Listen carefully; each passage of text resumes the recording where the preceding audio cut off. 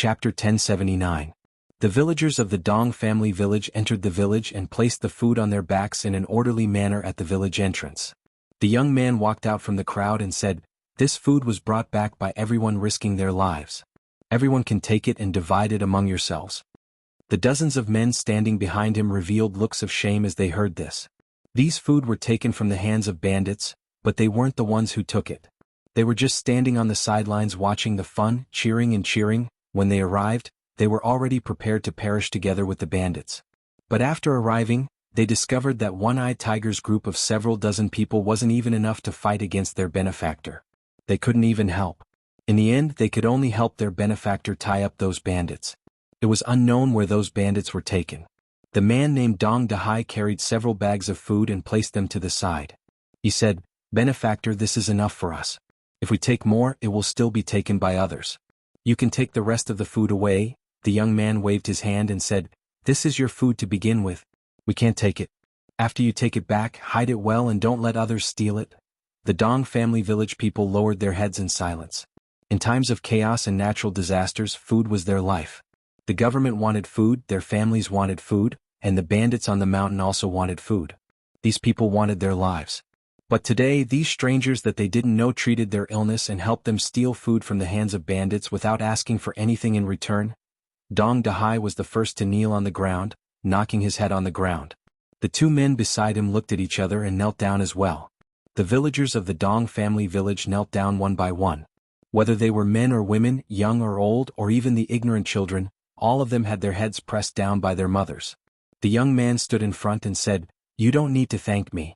If you want to thank someone, thank the Heavenly Empress. Remember to live a good life in the future. Don't do evil and do more good deeds. The Heavenly Empress will protect you. If you disobey, we will take back everything that the Heavenly Empress has bestowed upon you." Dong Dahai respectfully said, "Benefactor, rest assured. We will not harm the Heavenly Empress merit." The villagers of the Dong family village also responded. Even after those people gradually left, the villagers were still kneeling on the ground. They looked at the piles of food around them and felt that it was unreal. Dong Dahai took out a portrait from his bosom. This was something that he had requested from his benefactors. This portrait was of the Heavenly Empress.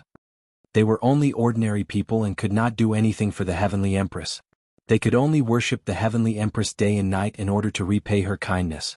From today onwards, not only him but everyone in the Dong village would have to erect a long life memorial tablet for the goddess. Recently, a legend had been circulating outside Sangzhou City. The Wu Kingdom was in chaos, and the people had no way to make a living. The people suffered from the chaos of war and were homeless. The Empress took pity on the people and descended to the mortal world. She sent her believers to help the people in distress and in danger. She helped the people in Song Prefecture to treat their illnesses for free and gave them vegetarian meals. Many people were saved. There were common people that had received their kindness and willingly joined them. They swept away the bandits that roamed Song Prefecture and distributed the food they seized to the poor people. In a short period of time, they received the unanimous support of the local people. The Heavenly Empress had a benevolent and generous heart. She spread the word of good in the world and also guided the people of Song Prefecture to do good deeds and accumulate good karma. She also left behind a prophecy that not long after, a person of the mandate of heaven would appear and save the people of Song Prefecture from their misery. In these past years, the common people heard countless people proclaim themselves as people of the mandate of heaven. Without exception, these people were all exterminated by the imperial court. These people said that they would help the common people, but they actually stole food from the common people and went around capturing people. A long time ago, the people of Song Prefecture no longer had any expectations for this so-called person of the mandate of heaven. However, the Heavenly Empress was different. She never desired anything from the common people. She filled the stomachs of the common people and cured their illnesses. The common people believed in her and supported her. When she said that a person of the mandate of heaven would come and save them from their misery, many common people longed for the arrival of this person. Song Prefecture City, Provincial Governor's Mansion. A person of the mandate of heaven? The Song Prefecture's provincial governor slammed the table and said with dissatisfaction, investigate thoroughly for this official. Find out who this group of people is." With such a force appearing outside of Song Prefecture City as the provincial governor, he naturally could not let his guard down. The situation in Song Prefecture was chaotic enough. He was the provincial governor in name, but he could only do as he pleased in the prefecture city. Once he left the prefecture city, he would be restricted by those powerful people. It wasn't easy for the imperial court to take down Song Prefecture. If there were any unforeseen events here and a few more rebels were born, this provincial governor who hadn't been a provincial governor for long would most likely meet his end. This so-called holy religion that led people to do good must be nipped in the bud. After finishing this matter, he still had to think of a way to find Princess Duanrong's whereabouts. His Majesty had sent him several secret letters, ordering him to find Princess Duanrong at all costs. Unfortunately, the fringe was easy to enter but hard to leave. If he couldn't send troops in, where would he find her? Unless Princess Duanrong could walk out of the fringe on her own and stand before him, he didn't think such a pie falling from the sky would happen to him. In the fringe, Li Yi had just sent off Yang Liuqing and his entourage. In the end, what was learned on paper was still shallow. Rebellion was not something that could be accomplished with words alone. He had already taught them everything that needed to be taught. It was time for them to put it into practice. Song Prefecture was the closest to the fringe. It was a place that they had to fight for. Once they conquered and stabilized Song Prefecture, the fringe would become their stable support. As long as the imperial court of the Wu Kingdom hadn't swept away all the obstacles in the Wu Kingdom, they would be invincible. They had just set off today, but the arrangements in Song Prefecture had already begun several months ago. The holy religion wanted to establish a branch in the Wu Kingdom. Su Zheng couldn't wait to personally lead his men there. The philosophy of the holy religion had long changed to that of helping the needy. They recruited a portion of the people, wiped out the small gangs of bandits in Song Prefecture, and distributed all the food and belongings they obtained. Of course, they weren't doing this out of selfishness. There was a difference in the treatment between the followers of the holy religion and the common people. In just a few short months, their troops grew from less than 100 people to a terrifying number. And those bandits and tyrants were all brought into the fringe and turned into productive forces. In these 2 months, Li Yi also deeply understood why the countless rebellious bandits in history would first establish their own religion before they rebelled: a rebellious disciple, a protective master, a lunatic who only wanted to strengthen the holy religion and spread its teachings, and a group of martial arts experts who had long been trained to the point of wanting to see the world plunged into chaos. With Song Prefecture as the starting point, who knew how much chaos they would stir in the Wu Kingdom in the end? Li Duan ran over from afar and ran to his side. He asked, "Daddy, Daddy, have auntie and senior sister left?" Li nodded and said, "Let's go." Li Duan heaved a sigh of relief and murmured, "They're finally gone." Li patted his head and asked, "Are you happy that auntie and senior sister left? If I don't train properly, auntie will spank Dwayner's butt." Li Duan rubbed his butt and said excitedly, "I'm going to play with little sister and auntie." Li Duan's fear of Rui was innate. Now that Rui had left with them, he could completely let go of himself. Li looked down the mountain. The path down the mountain twisted and turned until it disappeared into the shade of a forest. Somewhere in the mountains ahead, a troop of nearly 1,000 people was moving slowly. Wei Liang gripped the saber in his hand tightly. The saber was so sharp that it could cut through iron like mud. It was the first time in his life that a troop of 500 soldiers was equipped with such a divine weapon. Apart from that, they were also equipped with the heavenly punishment that struck terror in the hearts of countless people on the battlefield. It was an invincible weapon for sieging cities and killing enemies. However, this was just a precaution. The mission given to them by Prince Jiang of Silla was to take down Song Prefecture within a month without shedding a drop of blood. He looked up in a certain direction and clenched his fists. Song Prefecture. We're back. Chapter 1080. We haven't eaten for 3 days. Be kind and give us something to eat. Have pity on us. Outside of Zhangzhou City, in a tea house by the side of the official road, a dozen or so refugees, dressed in rags and covered in dust, were leaning against a low mud wall. They held a broken bowl in their hands and weakly repeated the same words. Zhangzhou had always been in turmoil. Some of the commoners had lost their homes and were living a difficult life. They could only flee in all directions. Refugees like this were a common sight along the official road. The teahouse's waiter was annoyed by the noise. He walked over with large strides and kicked one of the people by the wall. He said angrily, go away, don't disturb our business." This teahouse was opened by the side of the official road. Because of the bandits nearby, they hadn't opened for business for half a year. A few days ago, those bandits were taken care of by someone. They only dared to open the teahouse again after observing for a long time. However, these refugees who couldn't be chased away were lying there like mud, affecting their business. They are all pitiful people. Why make things difficult for them? In the tea house, a man couldn't stand it anymore. He took out a few pieces of dry rations from his bag and distributed them to the refugees. He pointed in a certain direction and said, "Follow this official road and walk another 30 li forward. There is a village called Dong Village. Go there and do some work. At the very least you will be able to make a living. It is still early, so don't delay on the road. You should arrive before the sky turns dark." "Thank you, thank you." The group of refugees immediately knelt down and kowtowed to express their gratitude. After a few kowtows, they got up and walked in the direction that the man had pointed.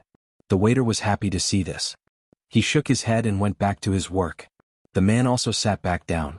A person sitting beside him suddenly asked in a low voice, "General Wei, it's already so late. Why isn't General Fan here yet? Did something go wrong?" Wei Liang drank a cup of tea and said, "What's the hurry? There are still 15 minutes. Blind Fan always delays things to the last moment." "Wei, I heard you bad-mouthing me from afar. I haven't seen you for more than a year and you've only gained this bit of skill."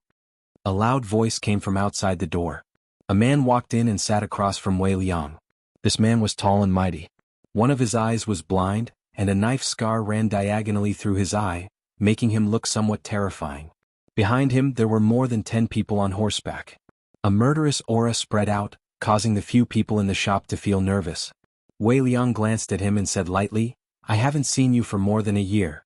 Blind Fan, you've become more capable. If I didn't know better, I would have thought that you're a bandit from somewhere." The waiter of the tea house walked over nervously and asked in a trembling voice, "Sir, what would you like to order?" Wei Liang placed a few coins on the table and said to the one-eyed man, "Let's talk outside." The group walked out of the tea house and went down the official road. They walked straight into a forest not far away. Wei Liang stopped in his tracks. The people behind him dismounted their horses and knelt on one knee. They said loudly, "Greetings, General Wei." Wei Liang waved his hand and they immediately stood up. The one-eyed man took a step forward and asked in a deep voice, "Where's the princess?" "Her Highness has arrived at Song Prefecture." Wei Liang looked at him and said, "When we were suppressing the bandits, we heard that there was a powerful blind guy who occupied a mountain a year ago and subdued all the forces within a 30-mile radius. We guessed that it was you." The one-eyed man nodded and asked again, "The people of Tsang Prefecture are saying that His Highness King Jing was assassinated. Is this true?" Wei Liang nodded and did not deny it. The one-eyed man's expression changed. "Then His Highness," Wei Liang waved his hand. "Just treat it as if His Highness King Jing is already dead." The one-eyed man took a few steps back and said in shock, "Then even if King Jing is dead, we still have the princess." Wei Liang looked at him and said, "Do you think that Her Highness is not as good as King Jing?" The one-eyed man wanted to say something, but Wei Liang waved his hand and said, "If there's anything, we'll talk when we see the princess." Some people let go of their horses and rode with the people beside them. Wei Liang and a few of his subordinates got on their horses and rode on the official road. The group of people galloped away, kicking up a cloud of dust. In a remote village in a county in Song Prefecture, the horses stopped in front of the village entrance.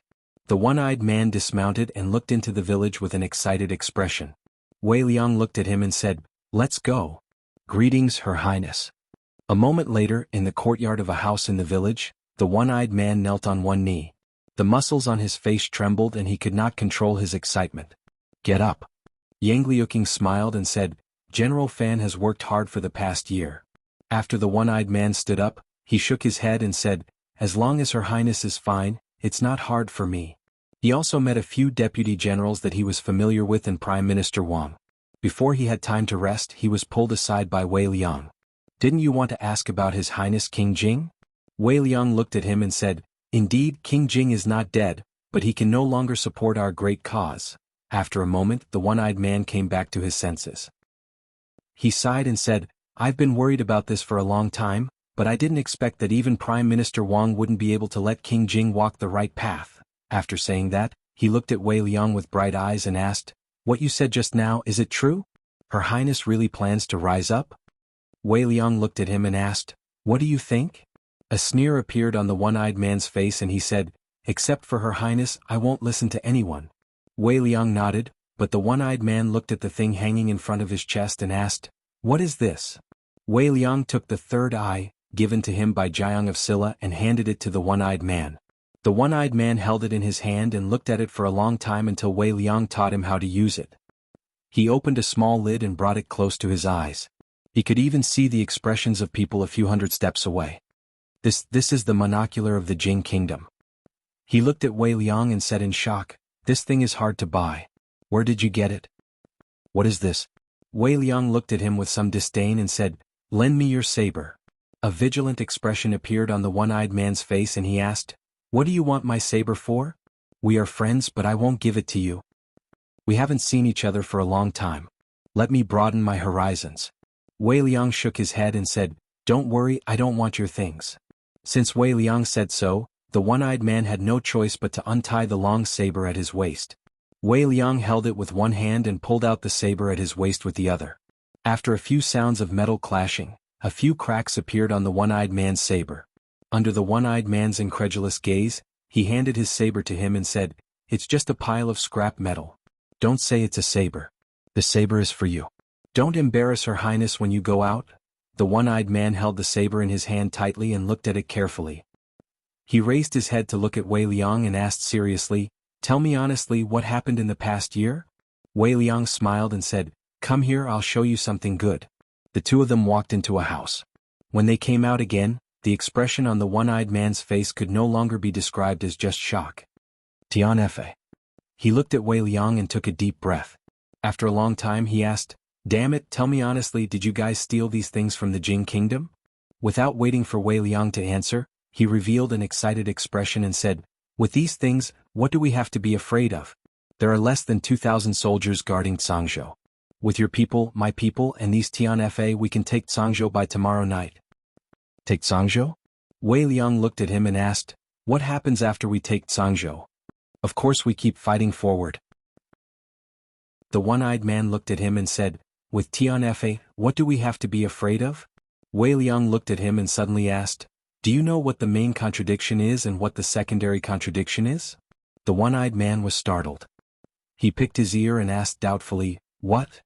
Do you know what a unified mind is and what a united front is? Do you know how to establish a revolutionary base, how to fight the agrarian revolutionary war, how to mobilize the strength of the people, how to do diplomatic work and united front work?" The one-eyed man was startled and asked, "What are these?" "You don't know anything. You only know how to fight and kill." Wei Liang looked at him in disdain. He vented the anger that had been in his chest for a long time and asked, "Are you a pig?" Chapter 1081. General Fan really wanted to refute Wei Liang. Wasn't war supposed to be advancing courageously? Killing enemies, breaking cities, fighting all the way to the imperial capital, breaking into the palace, taking down the dog emperor who had usurped the throne, and supporting Her Highness the Princess to ascend to the throne? He had never even heard of any contradictions, ideological battlefront, or base of operations. Precisely because he had never heard of it, he couldn't refute it. He and Wei Liang were old acquaintances. He had always thought that Wei Liang was only slightly better looking than him and had one more eye. When it came to leading troops into war, Wei Liang was no match for him. Otherwise, it would have been Wei Liang and not him who had followed the princess to the east and west. If Wei Liang was better than him in war, he wouldn't have been sent to the fringe to guard the rear. But after not seeing him for more than a year, he couldn't understand what Wei Liang was saying anymore. Not only that, but he also got his hands on so many divine weapons from God knows where. He got the monocular from the Jing kingdom and Qianfa. If they had these 2 years ago, they wouldn't have lost Cangzhou and wouldn't have fallen to this state. Something that he didn't know must have happened in this 1 year. "I'll teach you these things in the future." Wei Liang patted his shoulder and said, "Send a message back and tell your men to bide their time for now. Her Highness has her own ways to take over Cangzhou. In the future you better keep your tricks to yourself. If this happened in Rui City with your brain, you would only be able to build roads and move stones." General Fan temporarily suppressed the anger in his chest. He thought to himself that he would settle the score with Wei Liang after asking the princess about the ins and outs of the matter. A lady came in from outside and looked at the two.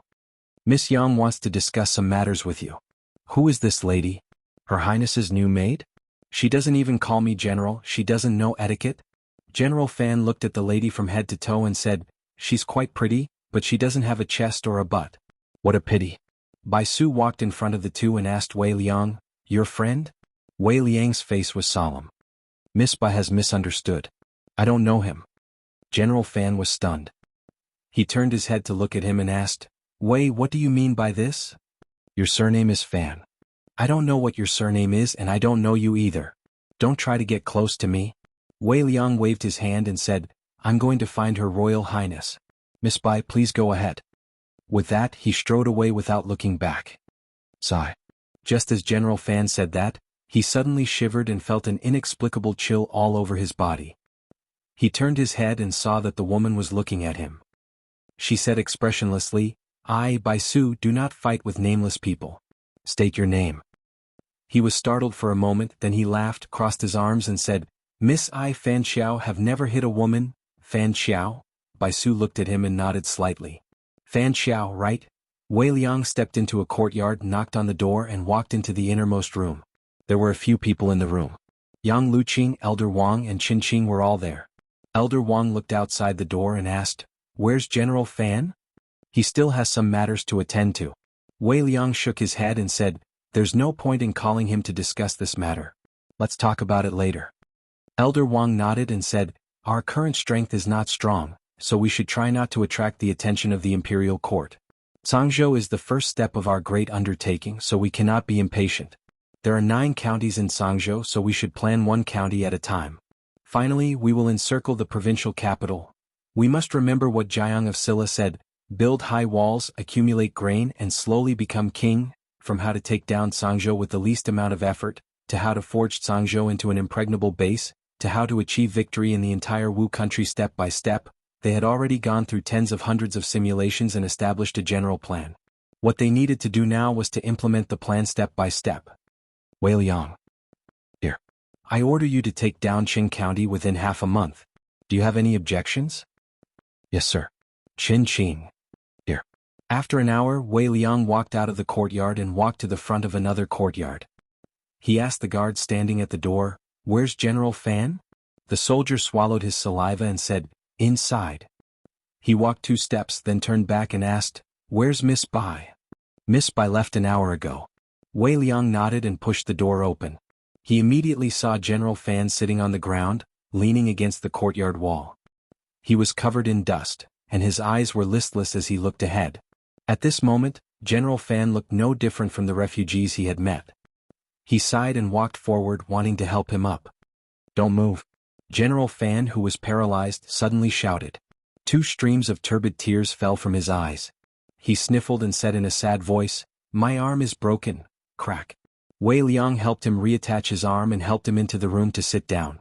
He sighed and said, In the future, whenever you meet someone you don't know, especially a woman, you better watch your mouth. General Fan opened his mouth in disbelief. Is she really a woman? Wei Liang thought for a moment and said, I forgot to tell you just now.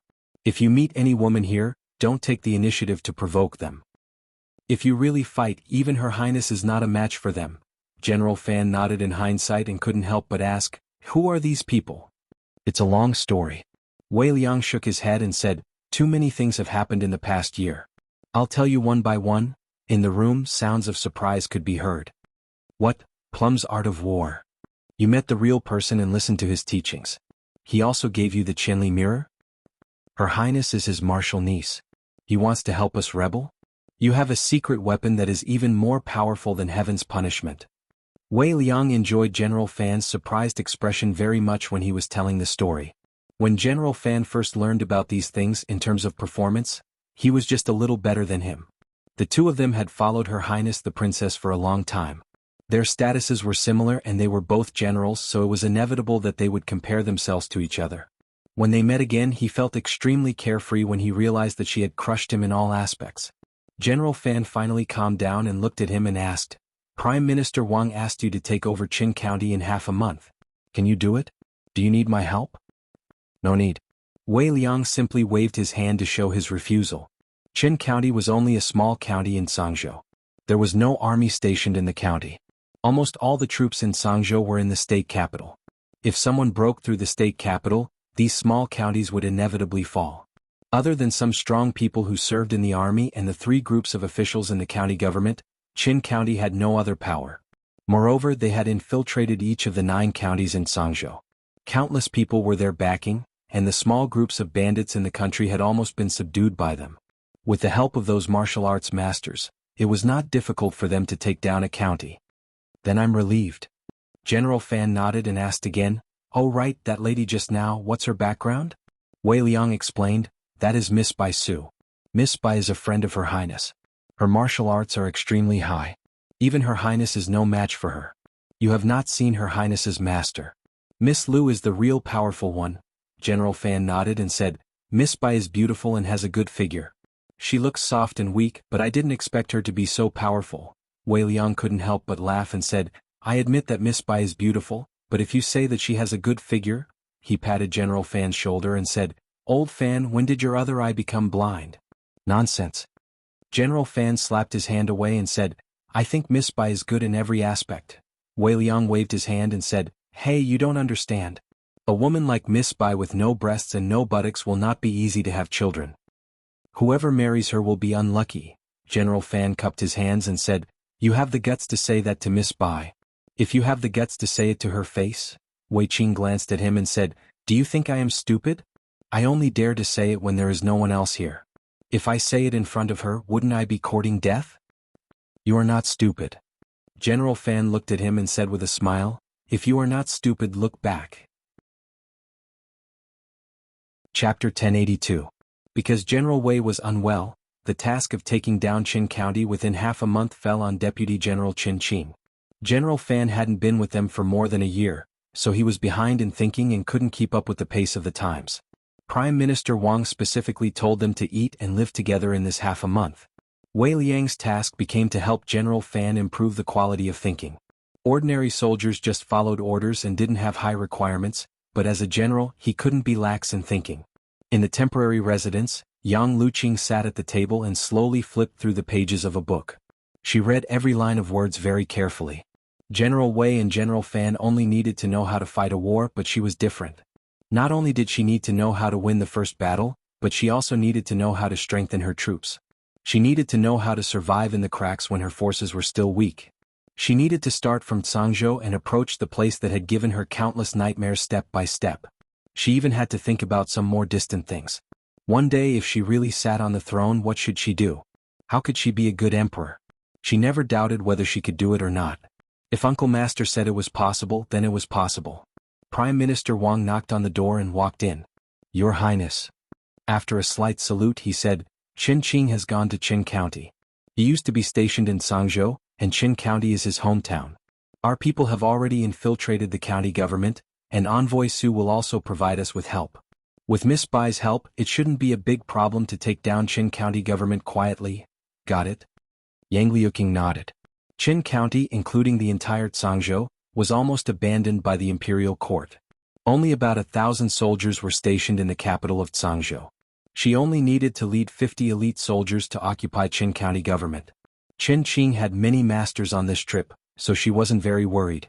Prime Minister Wang looked at the open book on his table and sighed, "Your Highness has worked hard these years.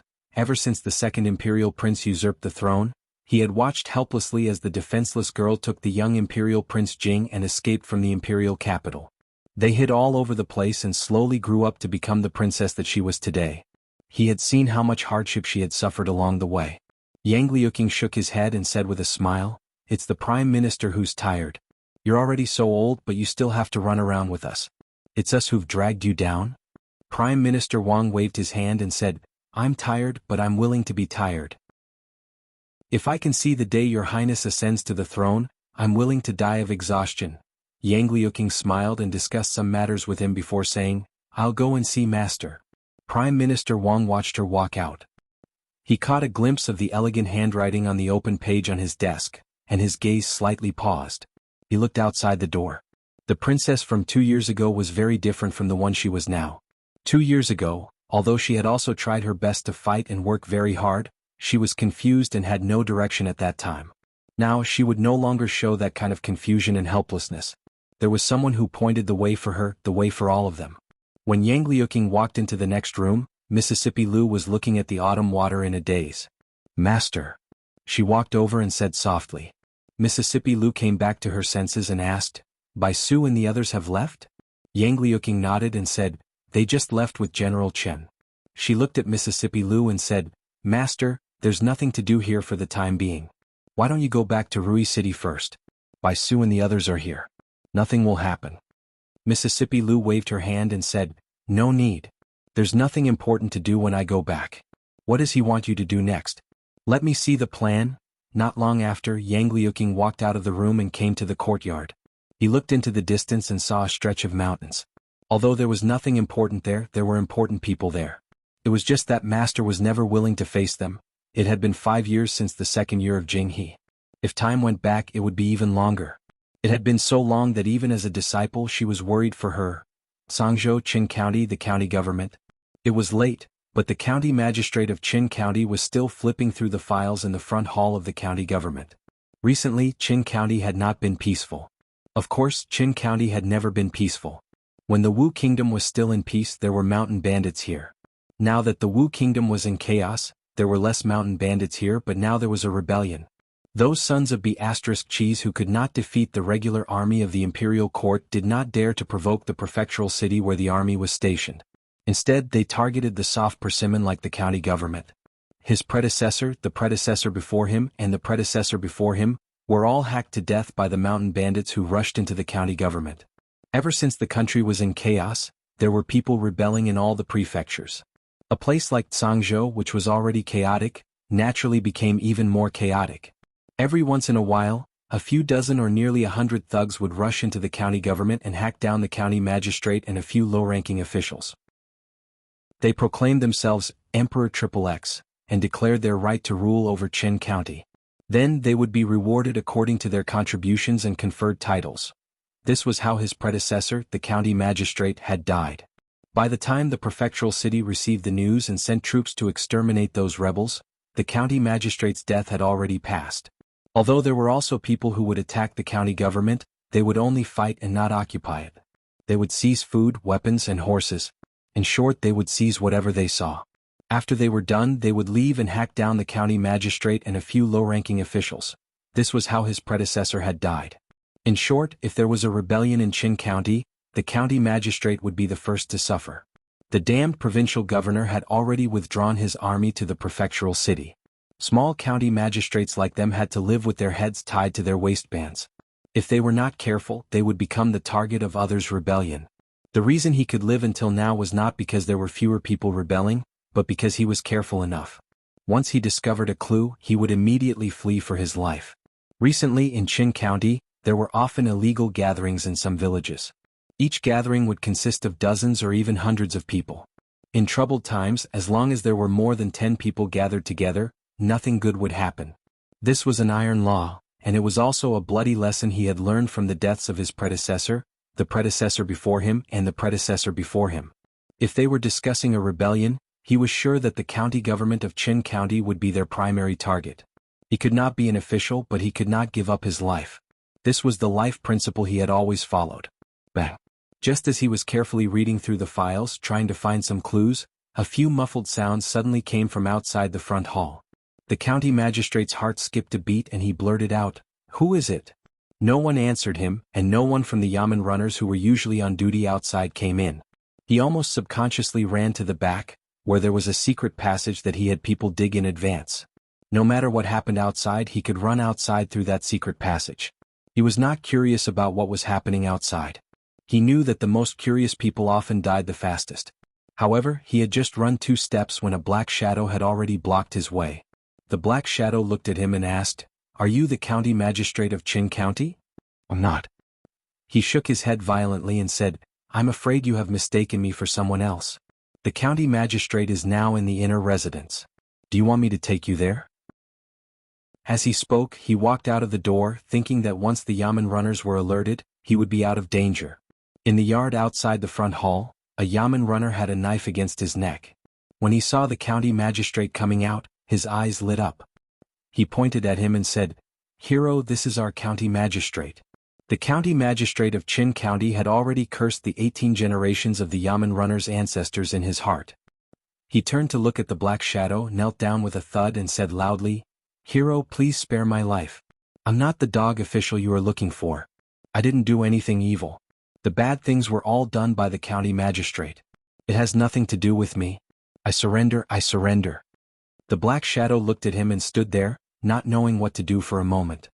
He had already thought about how to force the county magistrate of Qin County to submit if he resisted strongly. He had thought of several ways, but he didn't expect that the county magistrate would surrender on his own before they even said a word. The feeling of punching the air with all his strength was particularly uncomfortable. He looked back at the other person and asked, "Sister Bai, what should we do? Do we still need to separate tendons and break bones? Do we need to use poison?" Separate tendons and break bones, use poison. Hearing this, the county magistrate of Qin County suddenly blacked out. Chapter 1083. Qin County was a small county. There were only a few hundred households in the county. The county magistrate and the deputy county magistrate had the responsibilities of the registrar and the county lieutenant. They were in charge of more than a dozen bailiffs and some servants. This was why the rebels liked to attack the county government in recent years. They only needed a few dozen people to occupy the county government and make themselves king. They could establish their power without much difficulty or risk. They could easily start the first war of the rebellion. If they attacked the county government, they naturally had to kill a few corrupt officials. Therefore, for a remote county like Qin County, the county magistrate had become a profession with a high mortality rate. The county magistrate of Qin County hugged the man's leg and said loudly, "Hero, what do you want? I will cooperate with you. Please don't kill me, don't kill me. You have no backbone at all. You're not a man." The man looked at him disdainfully and shook him off. He walked to the woman and said flatteringly, "Sister Bai, leave the things here to us. You should go and rest. If I knew it would be so easy, I wouldn't have come. It would be better to learn from the chief." Bai Su glanced at him and turned to leave. The man looked back at another person and said, "General Qin, I'll leave the rest to you." Qin Qing covered his face with a black cloth and walked to the county magistrate of Qin County. He pulled off the black cloth on his face and asked, "County Magistrate Liu, do you still recognize me?" The county magistrate moved closer to the light. When he looked over, he was shocked and said, "General Qin, you." He fell to the ground and cried, "General Qin, I've been looking forward to the stars and the moon and you've finally come. You don't know how hard my life has been after you left. I've been hoping that Her Royal Highness would come back." The man looked at the county magistrate of Qin County, smacked his lips and sighed, "He's a talent." When the first snow fell in the second year of Jingping, Li Yi threw a letter into the fire. The letter was instantly swallowed by the flames. In the past few months, 7 of the 9 counties in Sangzhou had been secretly controlled by them. The control here did not only refer to the county government, but also the people that Su Jing secretly recruited. Nominally, Sangzhou was still under the control of the provincial governor's office. But in fact, the provincial governor's office had already surrounded Sangzhou. Even inside the provincial governor's office, forces had already infiltrated.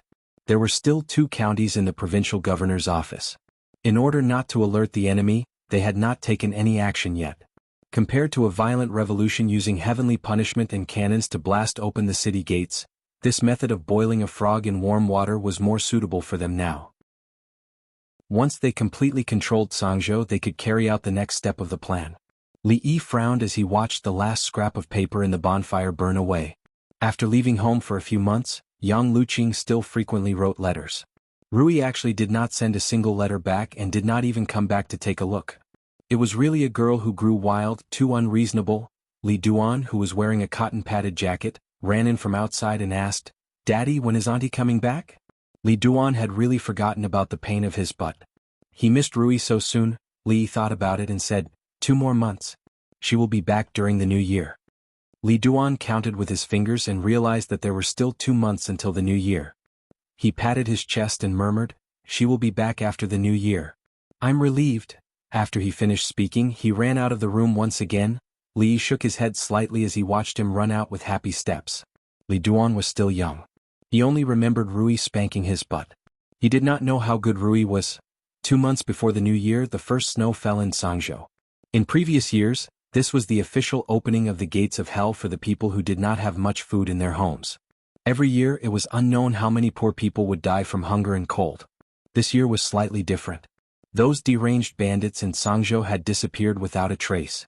Every county would have a fixed place to distribute porridge. As long as they put in a certain amount of work, they would not be able to fill their stomachs. As long as they had arms and legs, they would not starve to death, and it was enough to sustain their lives. In this year of famine and war, to be able to keep their lives was already a blessing from the gods. No, it was the blessing from the Empress. The Empress was kind and generous. Numerous people in Sangzhou had received her kindness.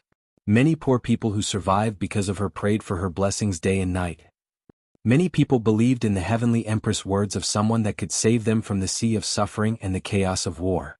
But they didn't know when this person that could save them would appear. Your Highness, other than Yong'an County and Ding'an County in the state capital, the other 7 counties in Sangzhou are already under our control. Each county can mobilize more than 1,000 people. General Wei has already personally contacted Envoy Su in the state capital. Miss Bai just said that several brothers from the alliance have already infiltrated the Sangzhou garrison. Qin Qing reported the various matters to Yang Liuqing and cupped his fists. What should we do next? Please instruct your highness. Yang Liuqing thought for a moment and said, 3 days later, occupy the state capital. Qin Qing knelt down on one knee and bowed, yes. Actually a month ago, they were only a step away from occupying the state capital. Sangzhou's garrison of 2,000 soldiers could not be considered elite soldiers. They were stationed outside the city, but they could mobilize more than 2,000 soldiers. They were all elite soldiers who had survived countless battles. In terms of weapons, they were far superior to the Sangzhou garrison. Moreover, for the Sangzhou garrison that had already been infiltrated, it was not difficult to break through from the inside and the outside at the same time. Qin Qing left in a hurry. He needed to discuss the specific plan of seizing the city with everyone and then deduce all the possible changes and possibilities. Even if he was already fully prepared, he could not let his guard down. Yang Liuqing left the room and walked into the courtyard. Looking at the bustling crowd around her, her heart was exceptionally calm. She did not feel the slightest nervousness or urgency of a great battle. This was the first time in several years. The reason was that they already had a well-thought-out plan for Sangzhou. This was their first battle and it was also a very important battle. They could only win and not lose. She could not disappoint the soldiers, she could not disappoint her master, and she could not disappoint her martial uncle. Thinking of her martial uncle, her expression froze. She blinked her eyes and rubbed them in disbelief. Her lips parted and she said in disbelief, "Martial uncle." Outside of Sangzhou, there are still 3 major forces that have been in a stalemate with the government. After taking over Sangzhou, the first thing to do is to subdue them. Inside the room, Bai Su sat opposite Mississippi Lu and said, "I've already sent people to infiltrate those 3 forces." Bai Su said a few more things. Seeing that she was in a daze and seemed to be distracted, he said, "Chief, I'll go down first." Mississippi Lu nodded. Bai Su walked out of the door and met someone at the door. Her eyes widened and she opened her mouth, but before she could make a sound, her mouth was covered. Her eyes widened even more and then she became a little angry. Before she could vent her anger, Li Yi raised his index finger and gestured for her to be quiet. Bai Su pushed his hand away and gritted her teeth, but she did not make a sound. Li Yi walked into the room, not deliberately suppressing his footsteps. After all, at such a close distance, if he walked quietly, Mississippi Lu would notice him. Her back was facing the door. Li Yi walked behind her and wanted to cover her eyes, but she reached out and grabbed his wrist. Mississippi Lu glanced at him and asked calmly, "Why are you here?" Bai Su stood at the door and saw that the chief's expression was no longer in a daze, and there was a trace of hidden joy. She was completely different from before and he sighed in his heart. "Duaner said he misses you." Li Yi walked to the door and held Li Duan's hand as he walked over and said, "I brought him here to see you." "Auntie," Li Duan did miss Rui. When he saw her again he was so touched that his voice sounded like he was about to cry. Chapter 1084. Li Yi and Li Duan were not the only ones who came to Sangzhou. In order to strengthen the cohesion of the holy religion, Ruoqing, as the incarnation of the empress, couldn't always exist in the portrait. She had to show up in front of the believers. This time Rui and Zuemo didn't come with them. Rui had to stay in Rui City to preside over the overall situation. Li Mu was still young and hadn't weaned yet, so Zuemo couldn't leave. Without a grandmaster following them, they couldn't guarantee their safety in extreme situations. Even if Su didn't want to come to the Wu Kingdom, he followed them to Sangzhou this time. "What are you doing here?" Mississippi Lu looked at him and asked. Based on her understanding of Duaner, it was impossible for him to miss her. "Duaner said he missed you." "Of course, this is only one of the reasons." Li Yi looked at Li Duan, who hid far away after calling him aunt, and said, "There's nothing to do in the mountains, so I took him out to see the world and see your progress. Sangzhou hasn't been conquered yet, right?" Mississippi Lu said, "We'll conquer the city in 3 days." "There are still 3 days. There's no hurry?" Li Yi nodded, thought for a moment and said, "Duaner just said he was hungry. Why don't you cook a bowl of noodles for him first? If it's convenient, cook a bowl for me too with more vegetables and more noodles. Whether Li Duan wanted to see Rui for the food she cooked or not, as a father, Li couldn't refuse a reasonable request from a child. He also wanted to see with his own eyes what the current situation in Sangzhou was like. After the meal, they walked through the village. Yang Luqing explained to him, "We've taken down the 7 county governments in recent days. We've also used some means to control the officials in the county governments. Some of the strong people can be used by us in a short period of time. Now only the prefectural city is left." It had been several months since they split up and quietly came to Zhangzhou. In addition, before this, Su Zheng had already brought people here to expand the number of believers. Their progress was not fast. However, this was also Li Yi's intention. To the Wu Kingdom, Song Prefecture was a remote place, but Song Prefecture was close to the fringe. As long as the Wu Kingdom could defend Song Prefecture, no matter how strong the enemy was, they would be able to receive endless reinforcements from the fringe. This was a place that had to be fought for. They had to hold it firmly in their hands and not simply occupy the government office. Otherwise, they would easily end up in the same situation as they did 2 years ago. The remaining snow had yet to dissipate. Walking on the road, one could see many villagers busily working in the village, constructing some strangely shaped buildings. This was a brothel that was about to be built. Any commoner who had a hard time living nearby would come here to work. Even if it was just sweeping the floor or moving wood, they would be able to get 2 meals a day to fill their stomachs. The one-eyed General Fan followed behind them. Looking at the busy people in the distance, he asked in puzzlement, "Your Highness, we are giving out porridge to help the people. Why do we have to make them do all this work? What's the point of building these extra houses? Can't we just give them food?" Prime Minister Wang shook his head and explained, "Because we want the people to know that their porridge and rice are earned through their hard work, not by our charity. It's hard to predict a person's heart. The more we give, the more it will backfire in the end." After saying that, he looked at the one-eyed general and said, "Although you are a general, you can't stop learning. When you go back, General Fan, you must read more books. What I just said is written in the books." At this moment, General Fan could only nod in agreement. Although he still had doubts in his heart, he didn't dare to ask further.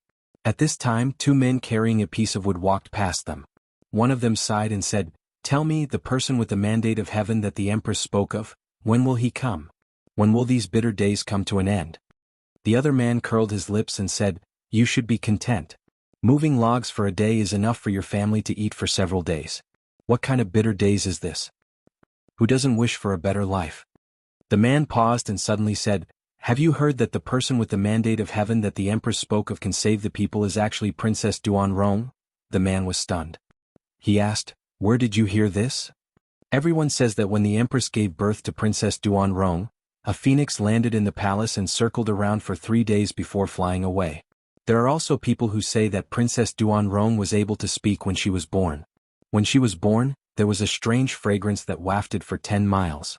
The majority of the imperial capital could smell it. When mortals smelled it, they would feel refreshed and all illnesses would disappear."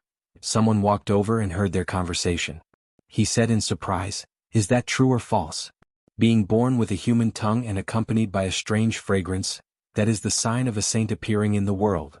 The man carrying the logs shook his head and said, "I don't know if it's true or false, but I've also heard that this is the sign of an emperor. In ancient times, all those who had these signs eventually became emperors." The passerby disdainfully said, "Forget it. Princess Duan Rong is a woman. Can a woman become an emperor?" The gaze of the man carrying the logs became even more disdainful. He said, "I said that you are ignorant and inexperienced, but you don't believe me. Let's not talk about the distant past and just talk about the recent past. The emperor of the Jing Kingdom is a woman. She governs the country better than men, so why can't the emperor of my Wu Kingdom be a woman?" The passerby was startled and asked in surprise, "Is there really such a thing? Why would I lie to you?" The man carrying the logs pretended to be profound and said, "If one person says it's false, then 100 or 1,000 people say it. How can it be false? I have to explain it to you." Not far away, a steward looked over and shouted, "You two, what are you doing? Have you finished moving the logs? Do you want to eat or not? If you don't want to move, there are still others." The man shivered and immediately said, I'm coming. Don't move. Don't touch my logs. If anyone touches my logs, I'll fight them." The passerby was startled for a long time. He looked at a young man passing by and asked, What he said just now, was it all true? Li nodded and said, it's not just that. When Princess Duanrong was born, beautiful stars appeared and auspicious clouds appeared. The Phoenix Cry imperial capital was filled with the emperor's aura. At that time, a wandering Taoist who passed by the imperial palace said that this was the fate of the emperor. A person with this kind of fate would definitely become the emperor in the future. Only when the passerby walked away in a daze did General Fan rub his head and say with some surprise, when Her Highness was born, I was standing guard at the city gates.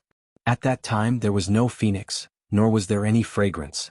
As for those beautiful stars and auspicious clouds, that's even more nonsense. Who was the one who spread those rumors? To dare spread rumors about the princess, I'll skin them alive. Wei Liang, who had just returned, looked at him and finally couldn't help but say, Old Fan, why don't you stop leading the troops and supervise those people moving the logs? That job is easy and doesn't need to use your brain. It's very suitable for you. The one-eyed general was startled and asked, What do you mean? Yang Liuqing blushed a little.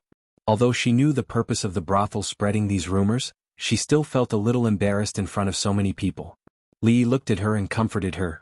These are all nothing. In the past, there was a shameless fellow who said that he wasn't human and that he would transform into a dragon when he encountered a storm. Those who achieved great things did not bother with trifles. He didn't say that when she was born the word Empress was written on her palm. That was already very restrained. To become an emperor, one must first learn to be shameless. She didn't know how shameless Li Xian was as an emperor. He even needed someone to help manage the country. Let's not think about this for now. He looked at Yang Liuqing and said, After we take down Cangzhou, we'll be busy for a period of time. Cangzhou's capital. The provincial governor of Cangzhou sneezed and rubbed his nose. He asked, Have you investigated the matter that I asked you to investigate? Below, a low-ranking official nodded and said, Reporting to Lord, I've investigated everything. That holy religion is nothing more than a group of self-proclaimed chivalrous people. They help the commoners to suppress bandits and distribute food everywhere. They say that they want to punish the powerful and help the people. In troubled times, there were many chivalrous people who lacked a single thought. It was fine as long as they didn't rebel. The provincial governor of Cangzhou relaxed and said, I understand. You can leave. This lowly official takes his leave. The low-ranking official bowed and left. The provincial governor of Cangzhou couldn't help but sneeze again. He rubbed his nose and mumbled, I didn't catch a cold last night. He stood up. For some reason, he had an ominous premonition in his heart. The low-ranking official walked out of the room and into the courtyard. When he brushed past two bailiffs, he raised his hand slightly and extended 3 fingers. Chapter 1085. Early in the morning, the sky was already bright. There weren't many pedestrians on the bumpy and uneven streets of Cangzhou. Cangzhou wasn't a large state to begin with and didn't have a large population. In the past 2 years, because of the increasing bandits and wars, the entire city was half empty. Some people had died, some had fled to other places. The people that remained in Cangzhou were either unable to leave their homeland or had no relatives to go to. Rather than saying they were living in Cangzhou, it was more like they were fighting against the heavens. At a vegetable stall on the side of the street, a woman stopped in her tracks. Carrying a basket, she picked through the vegetables and asked, How much are you selling these radishes? The stall owner sat on the stone steps and raised his head. 2 copper coins per caddy. 2 copper coins? The woman in coarse clothing frowned and said, It was 1 copper coin yesterday. The stall owner glanced at her and lightly said, Yesterday the officials only charged 5 copper coins for blocking the road. Today they're charging 10 copper coins. The price of 1 caddy of radishes had doubled. What should have been a month's expenditure would now be used up in half a month. The woman angrily picked up her basket and said, I'll look at other vendors. She walked 1 round on the street and when she returned, her expression had completely collapsed. This isn't drinking blood and eating meat. They're smashing their bones and swallowing them. These days are almost unbearable. Who said it wasn't? The vegetable vendor finally sighed and said, When Cangzhou was occupied by those rebels, the people were the ones who suffered. Now that Cangzhou has been taken back by the government, the people are still the ones who suffer. When will these bitter days come to an end? The woman thought about it and said, That might not be bad. 2 years ago, when Princess Duanrong was in Cangzhou, everything was quite good. Sigh, what a pity. The stall owner seemed to have thought of something and suddenly said, I heard 2 days ago that Her Highness is going to fight back. The woman put down her basket and said mysteriously, I also heard that Princess Duanrong has been fated to be an emperor since she was young. Just like the princess of the neighboring Jing kingdom, she will become an empress in the future. The two of them talked mysteriously for a while. The stall owner waved his hand and said, "Sister-in-law, I see that you and I get along quite well. This is all fate. How about this? I'll sell this dish to you at the same price as yesterday." "That's good." The woman smiled and said, "Today I have to pick a little more." She picked a whole basket of vegetables and handed it to the stall owner, saying, "Weigh it." After the stall owner weighed it, he said, "That's a total of 22 copper coins. I'll round it up and give you 20 copper coins." The woman took out her pouch, counted the copper coins and handed them over to him, saying, "You count them." The stall owner smiled, kicked the money into his pocket and said, "You don't have to count. Are you going to lie to me, sister-in-law? All right then, I'll go back first." The woman waved her hand at him. When the stall owner saw her disappear, he immediately put the money back into his pocket and counted again. It did not matter even if he paid 2 copper coins less, because the price of the vegetables was originally 20 copper coins. He added a small change and wiped off another small change. After counting it twice and looking at the 18 copper coins in his hand, the stall owner fell into deep thought. He sighed. The moral degeneration of the world was getting worse day by day, and people's hearts were no longer what they used to be. The simple and honest customs of Zhangzhou had been ruined by these people. At this moment, a man who was walking while tightening his belt walked over and asked, "Old Wang, did anyone come to buy vegetables just now?" The young stall owner kicked the money into his pocket, stood up and waved his hand. He said, "No, but a sister-in-law came. She took a long time to pick vegetables, but she thought it was too expensive and didn't buy any more. Sigh, I don't want to raise the price either, but if I don't, I'll have to hand all the money for these vegetables to the government. Say, why can't they learn from the past Princess Duanrong?" The man sighed, looked at him and said gratefully, "I ate something bad yesterday, thank you for helping me look after my stall." "You're welcome." The young man stood up, waved his hand and said, "It's nothing." After the young man left, the man counted with his fingers and murmured, "Today is a good day." He cleaned up the vegetable stall early, returned home and told his wife and children to look after the house well. He walked out of the house, walked around a few streets, and when he arrived in front of the door of a deep residence, he lightly knocked on the door 3 times and said in a low voice, "Jing Ku assassinates the king of Qin." The door opened and he walked in, closing it on the way. In the spacious courtyard in front, there were already dozens of people gathered together. Another hour passed and from time to time, people would come in from outside. At some point, someone counted the number of people. Everyone stood in an orderly manner in the courtyard, and a young man walked out from inside. Everyone bowed and said, "Greetings, Envoy Su." "No need to be so polite." The young man waved his hand and said, "I won't say much nonsense. The guards outside the city are obstructing us. Tonight, our mission is to attack the provincial governor's manor. Our people are already prepared inside the provincial governor's manor. You must remember we are different from those rebels. After attacking the provincial governor's manor, you are not allowed to rob or kill. If there is a violation, you will be punished according to the sect rules." "Yes." Everyone answered in unison. In the provincial governor's manor, for some reason, the Zhangzhou provincial governor kept feeling uneasy tonight. The sky had already darkened. He walked out of the hall and into the courtyard, pacing back and forth anxiously. A figure walked into the courtyard from outside and walked to his side, asking with concern, "Darren, what's wrong?" The Zhangzhou provincial governor looked at the advisor beside him and asked, "Is there still no news of Princess Duanrong?" These days he had not paid attention to the rumors regarding Princess Duanrong in Zhangzhou city. However, the rumors had spread like wildfire, and the entire city was in an uproar. He finally started to feel uneasy.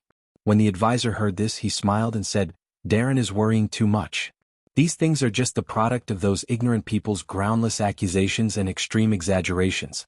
Could it be that Darren also thinks that Princess Duanrong can become the emperor?"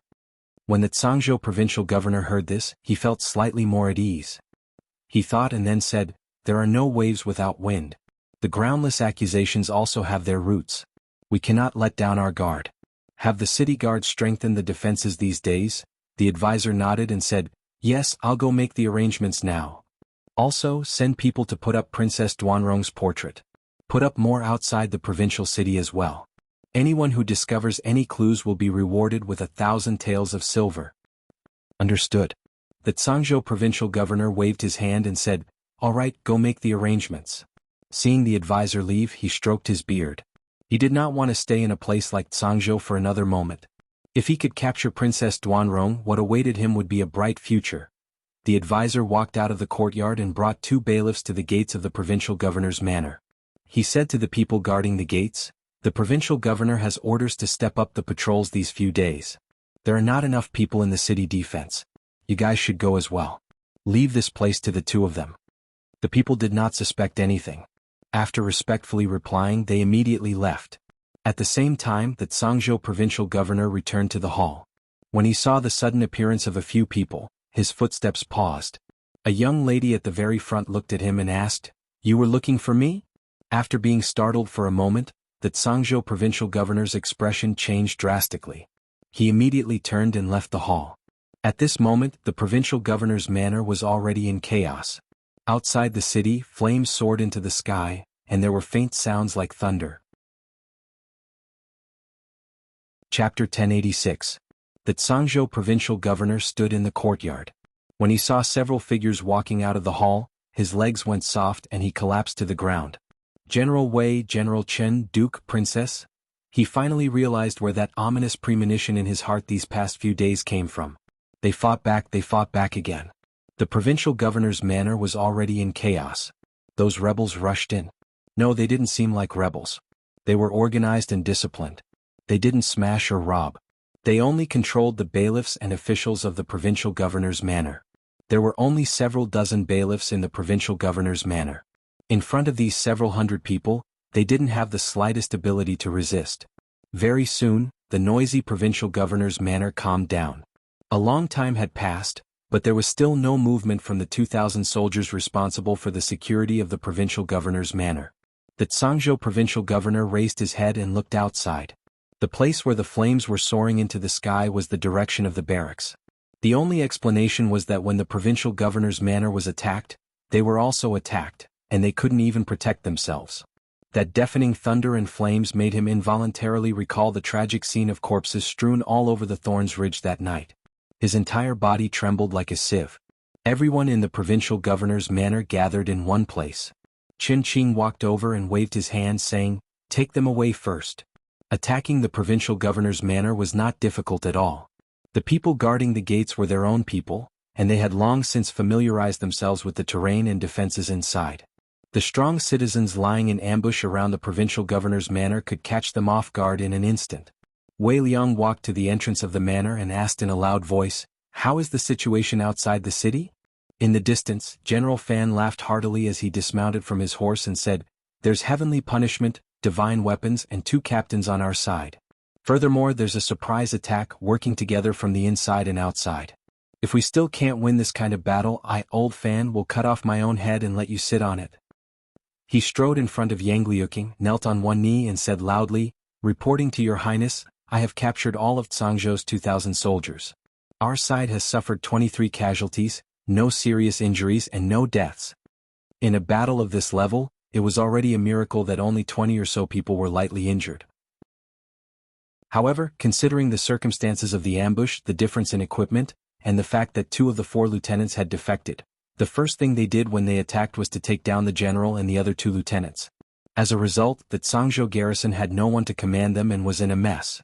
This result was nothing to brag about. The thunder and fire outside the city had long since stopped, but within Zhangzhou city, almost no one was sleeping. Be it the commoners or the gentry, all of them had closed their doors. Through the cracks of their doors, they looked at the troops hurrying through the streets. Their faces were filled with worry and panic. They had been rooted in Zhangzhou for many years. How could they not know what this represented? They had seen this scene too many times. Someone had broken through the city gates and occupied the provincial governor's office. Zhangzhou was going to change again. After daybreak tomorrow, this Zhangzhou would no longer be the Zhangzhou of today.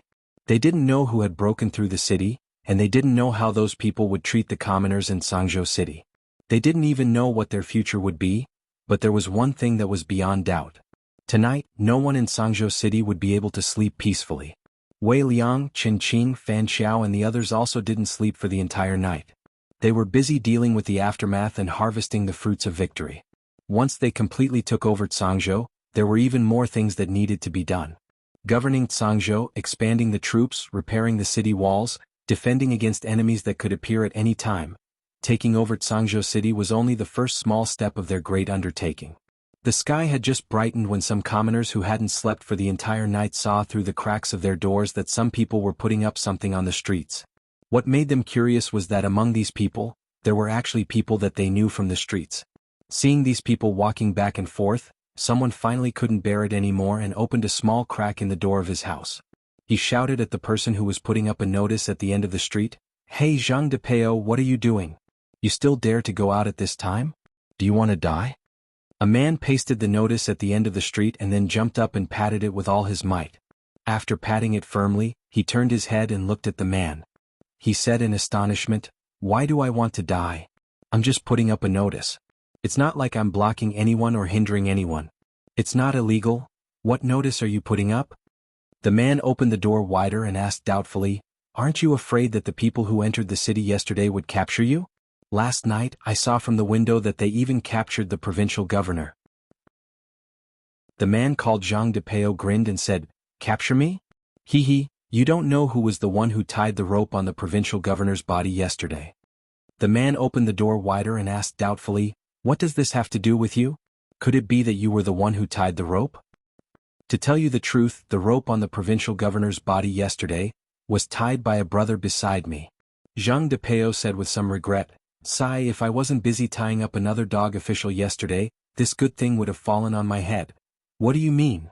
The man walked out of the house and looked at Zhang de Peo. He asked in astonishment, "Could it be that you also participated in the rebellion? Who was the one who fought their way in last night?" "What rebellion?" Zhang de Peo waved his hand and said unhappily, "Let me tell you, the one who rebelled was the current dog emperor. He killed my father and big brother. We followed Her Highness to quell the rebellion. If you don't know anything, don't talk nonsense." "What did you say?" The man was stunned and asked, "You said that the one who fought their way in last night was Her Highness? Princess Duanrong is back?" Zhang de Peo nodded and said, "That's right. Otherwise, why would I put up this thing early in the morning when I had nothing to do?" The man looked at the notice and asked, "What does it say?" "I don't know what it says." Zhang de Peo scratched his head and said, "But I heard that Her Highness wants to recruit people to repair the city walls. Meals will be provided and money will be provided. If they follow Her Highness to quell the rebellion, participate in the revolution and make contributions, they will be given land when they return." While the man was stunned, Zhang de Peo stuffed a stack of notices into his hands and said, "Don't just stand there. If you have nothing to do, help me put up these. I'll treat you to lunch at noon." At this moment in the streets and alleys of Changzhou City, someone held a large paper tube in his hand and walked through the streets, shouting all the way, "Recruiting, recruiting. Repairing the city walls at the south gate. 10 copper coins a day. Wages will be paid daily. 2 meals will be provided. Those who are interested can go to the government office to sign up. The number of people is limited. First come, first served. Recruiting, recruiting, Her Highness is recruiting. Join the army today, get your pay tomorrow and you will be given land in the future." The commoners hid in their homes. They couldn't see the notice but they could understand the human language. They were shocked. The one who fought their way into the city last night was Princess Duanrong? Her Highness was back? Everyone said that the person with the mandate of heaven was coming. Could it be Her Highness? Yes, it must be. When Princess Duanrong was born, she was protected by a phoenix. Even the stars in the sky said that she didn't have an ordinary life. She was blessed by God. Wasn't this the person with the mandate of heaven? They didn't believe in the government or anyone else, but they believed in the princess. They prayed to the stars and the moon every day, hoping for this day. They hoped that Her Highness would come back to save them. An old man pushed open the door and walked to the street. He stopped a soldier who was holding a paper tube and asked with a trembling voice, "Is Her Highness back?" The soldier nodded. The old man sat on the ground and cried, "Her Highness is back. We've been waiting for Her Highness to come back." More and more commoners walked out of their homes and onto the streets. They looked at the notices in the city and looked at each other in confirmation. The whole city was in an uproar at this moment. The whole city was jubilant. Her Highness is back. Her Highness is finally back. Our bitter days are coming to an end.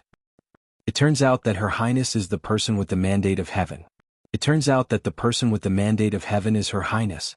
I want to join the army. I want to follow Her Highness to conquer the world. Even God said that Her Highness is the life of an emperor. She will definitely succeed. I still have an old mother at home. I can't follow Her Highness. I plan to sign up to build the city wall and make the wall thicker so that no one can break in. Overnight, the Zhangzhou provincial governor's mansion had been changed into the Princess Mansion, which was also the temporary command center of the Revolutionary Army. In front of the Princess Mansion, the commoners of Zhangzhou gathered. An old lady with a hunched body carried a basket and said, "Sir, I'm not going to see Her Highness. This old lady doesn't dare to disturb Her Highness.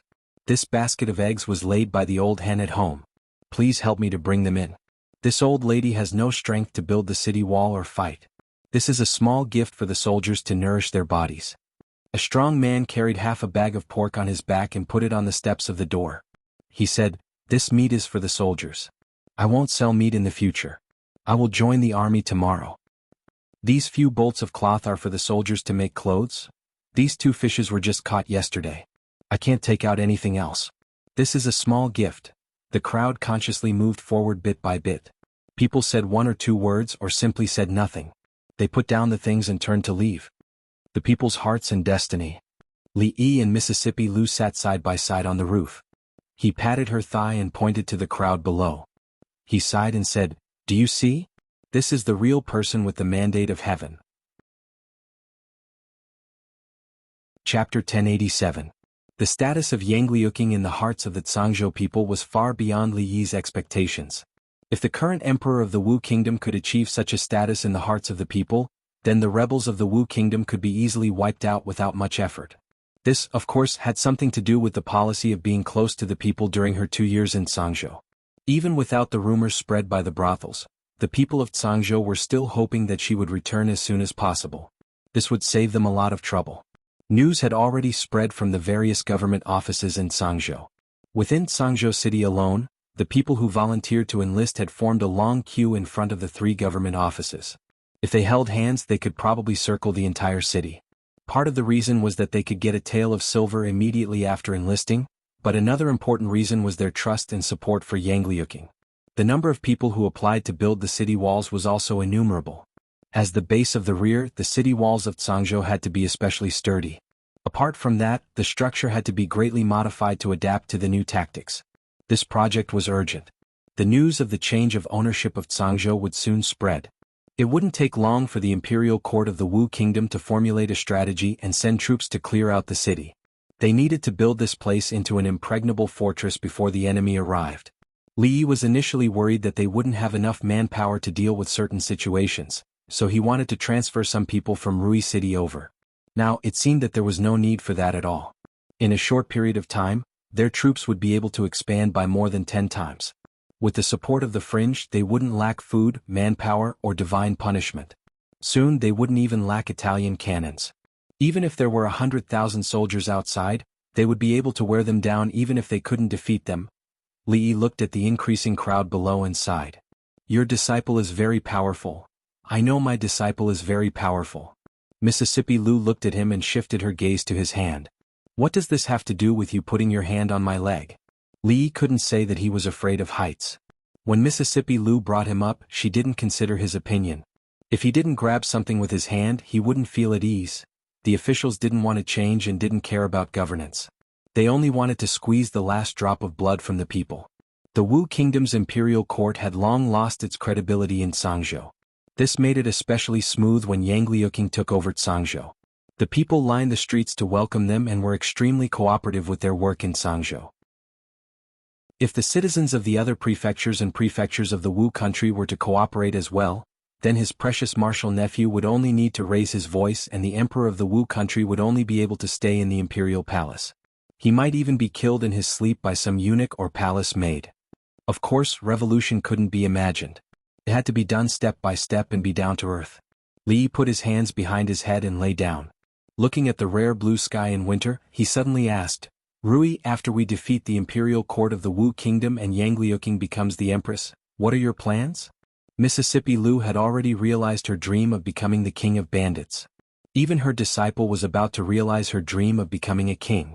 The only 2 things in life that hadn't been fulfilled was that as a martial artist, she hadn't become a martial arts master yet. As a woman, she hadn't found the man she could rely on for the rest of her life. The former was an illusory realm that could only be encountered and not sought. It could only be left to fate. The latter couldn't be forced, couldn't be found, couldn't be begged. Although it couldn't be forced, there was an old saying that said, "I've been looking for him in the crowd for thousands of times, but when I suddenly look back, he's in the dim light." Made some sense. Mississippi Lou thought for a while and lay down beside him. She said, "In this world there are still many places that I haven't been to. Maybe I'll go for a walk alone, wearing fresh clothes and riding a horse, holding a sword." Since the Lantern Festival that year, Mississippi Lou's literacy level had soared at a terrifying speed. She didn't know many words, but now she could casually recite poems and idioms, sometimes quoting from the classics. Even he had to think about it to understand. Now she was wearing fresh clothes and riding a horse, holding a sword, and seemed to be changing into a literary heroine. Mississippi Lou looked up at the sky and said, "What about you? Are you going to get to know another princess of the Qi Kingdom?" "Why would I get to know a princess of the Qi Kingdom?" Li glanced at her and said, "When things here are over, I'll go back to the capital and then what?" "And then? That's not the point. Where were we just now? How can you travel alone with a sword? Jianghu is dangerous, and it's too dangerous for a girl to travel alone." On the roof, Li Yi and Rui were talking about life, dreams and romantic things. In the conference room, Yang Liuqing was already discussing the next step of the plan with the higher-ups in the army. Prime Minister Wang stood up and walked to a small board. He said, "Now that we've taken over Tsangzhou and purged most of the bandits in the city, the conflict between the people, the government, and the bandits has been eliminated. However, for the people, the most important thing is land, the means of production, and the conflict with the rich and powerful landowners. Jiang of Silla's suggestion is that we can't kill them all at once. We should attack some of them and draw some of them to our side." After the old man with the surname Wang finished, Wei Liang stood up and walked to a huge map. He pointed at the area around Tsangzhou and said, "These 5 provinces are very close to Tsangzhou. Among them, Nanzhou is an important military town with more than 10,000 soldiers. The other 4 provinces can also gather nearly 10,000 soldiers. In other words, when the news from Tsangzhou reaches the imperial court, we may be surrounded and attacked by 20,000 soldiers. A revolution can't be built in one place. We have to defend Tsangzhou, but we also need to expand the war as soon as possible. We need to unite all the rebel forces in these 5 provinces and create even more chaos. The news from Tsangzhou will soon reach the imperial capital. We don't have much time left." November of the 4th year of Wu Yuan. Everyone in Tsangzhou was a soldier. Her Highness had entered Tsangzhou half a month ago. Although most of the people had been waiting for this for a long time, there was no doubt that the imperial court would not ignore this. They would soon face the imperial court's purge. Before this, they needed to build the city walls even thicker, taller, and sturdier. Only then would they be able to stop the incoming enemies. The notice personally written by the former prime minister had already spread throughout Tsangzhou. The current emperor had killed his brother and father, ignoring the will of the heavens. He had already lost the virtue of an emperor. He had also caused the entire Wu kingdom to fall apart, and rebels were rising everywhere. He was no longer fit to be an emperor. At this time, the emperor's star had fallen, and the celestial phenomenon had given a warning. Princess Duanrong had followed the will of the previous emperor and raised troops to suppress the rebels. This notice had been pasted throughout the streets and alleys of Tsangzhou within half a day. It was also spread by storytellers in the brothels and gradually spread to even further places. In the great hall within the palace walls of the imperial capital of the Wu kingdom, the martial emperor's face was ashen. In front of the hundreds of officials in the imperial court, he suddenly threw down a memorial. The notice contained within the memorial landed next to the feet of an official. "I really have a good sister. Pass down my order. Order the governor of Nan province to be the great general of white cavalry. He will lead the troops guarding the 5 provinces and immediately set out to recapture Tsangzhou." He looked down with a sinister gaze and gritted his teeth. "At all costs." Chapter 1088. Stop the rebellion in Tsangzhou at all costs, dead or alive. The court was silent.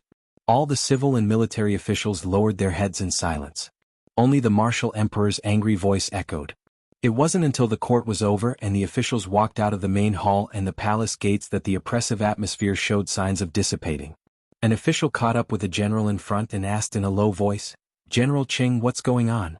Didn't King Jing die a long time ago? What's going on with the rebellion in Tsangzhou? If you have any questions, you can ask His Majesty personally. I still have important matters to attend to, so I'll take my leave first." The general cupped his hands casually and strode away. The official looked at his back and shook his head helplessly. Princess Duanrong and King Jing had always been thorns in His Majesty's heart. Other than confidants like General Cheng, who dared to mention them in front of His Majesty. No matter how many people in the Wu Kingdom rebelled and proclaimed themselves as kings, they were still rebels. However, Princess Duanrong and King Jing were different. They were of the same origin as His Majesty and were both legitimate members of the Wu Kingdom. Justice stood on their side. His Majesty was afraid. After 2 years, Princess Duanrong had made a comeback. Sangzhou was suddenly seized, and Prime Minister Wang had personally written the surrender document, which revealed almost all his evil deeds to the public. The document had even reached the imperial capital. Before long, all the people in the Wu Kingdom would know that their emperor had killed his brother and father and slaughtered his entire clan. He was heartless and could not be tolerated by the heavens. He would be punished by both humans and gods. His Majesty no longer pretended to be close to his brother and was secretive like before. In front of all the civil and military officials, he gave the order to stop at all costs, dead or alive. He wanted to use power and force to shut everyone's mouths. Among the officials who dispersed, some looked calm, some looked confused, and some looked worried. In the rear hall of the palace, the martial emperor stood in the hall and looked at a eunuch. He said, "Add Yang Fu's reward to her as well. In addition, add another 100,000 taels of silver. Tell those so-called chivalrous martial artists that anyone who can take Princess Duanrong's head will be rewarded 300,000 taels of silver."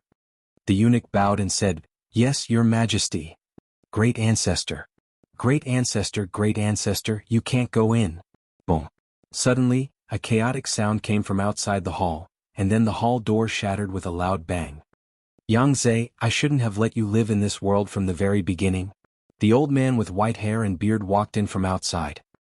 He looked at the martial monarch and spoke with a cold and murderous voice. "Imperial uncle." The martial emperor looked at him, smiled, and said, "Of the men of the Yang dynasty, only you and I are left. What does it matter if another insignificant woman dies?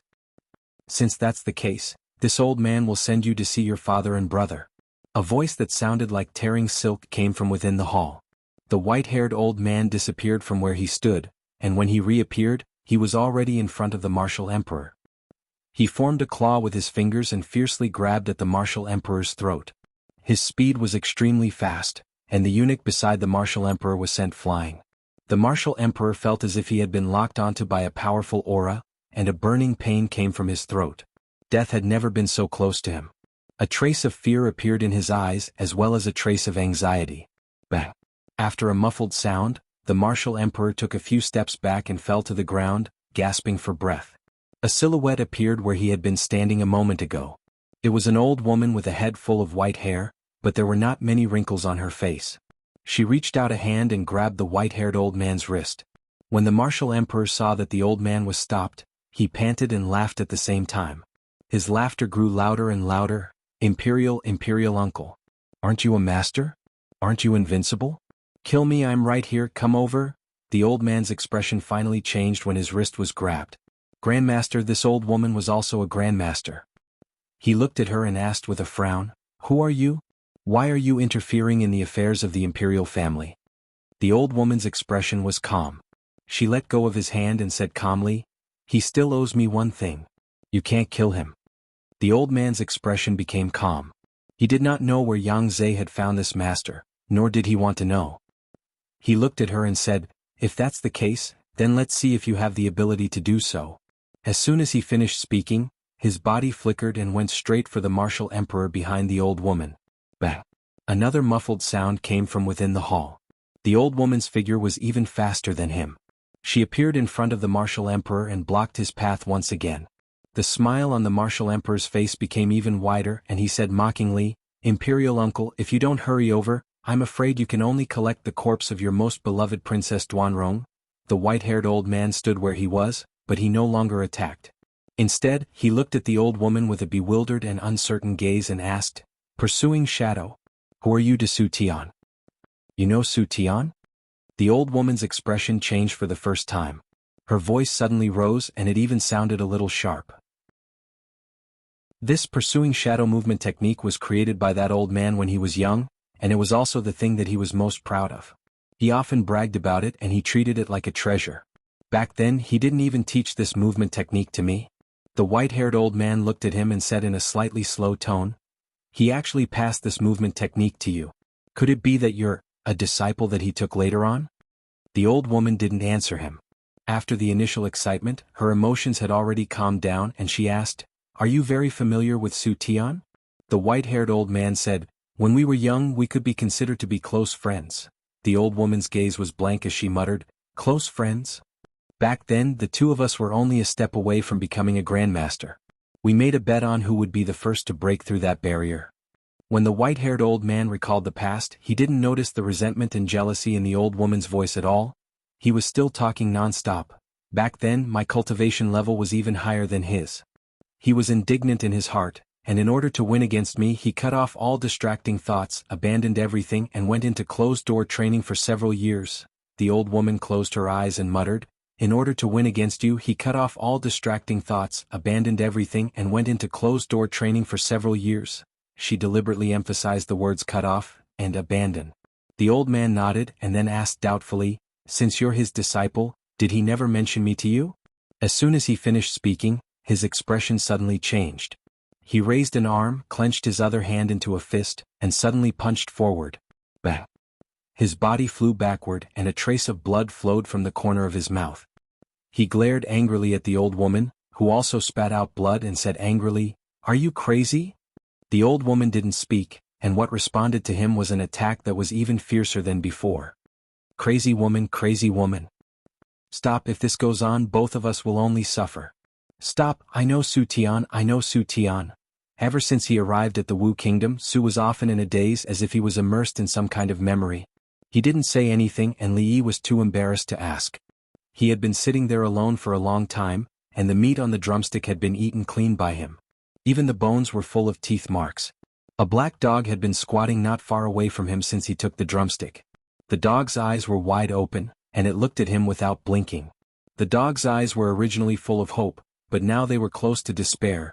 When Fang walked in from outside, Li Yi finally couldn't help but say, "Go to the kitchen and tell them to add another drumstick for Su later." "I'll add the drumstick later." Fang shook his head and handed a letter to Li Yi saying, "Young master, you should take a look at this first." Li Yi opened the letter and after reading it he shook his head slightly.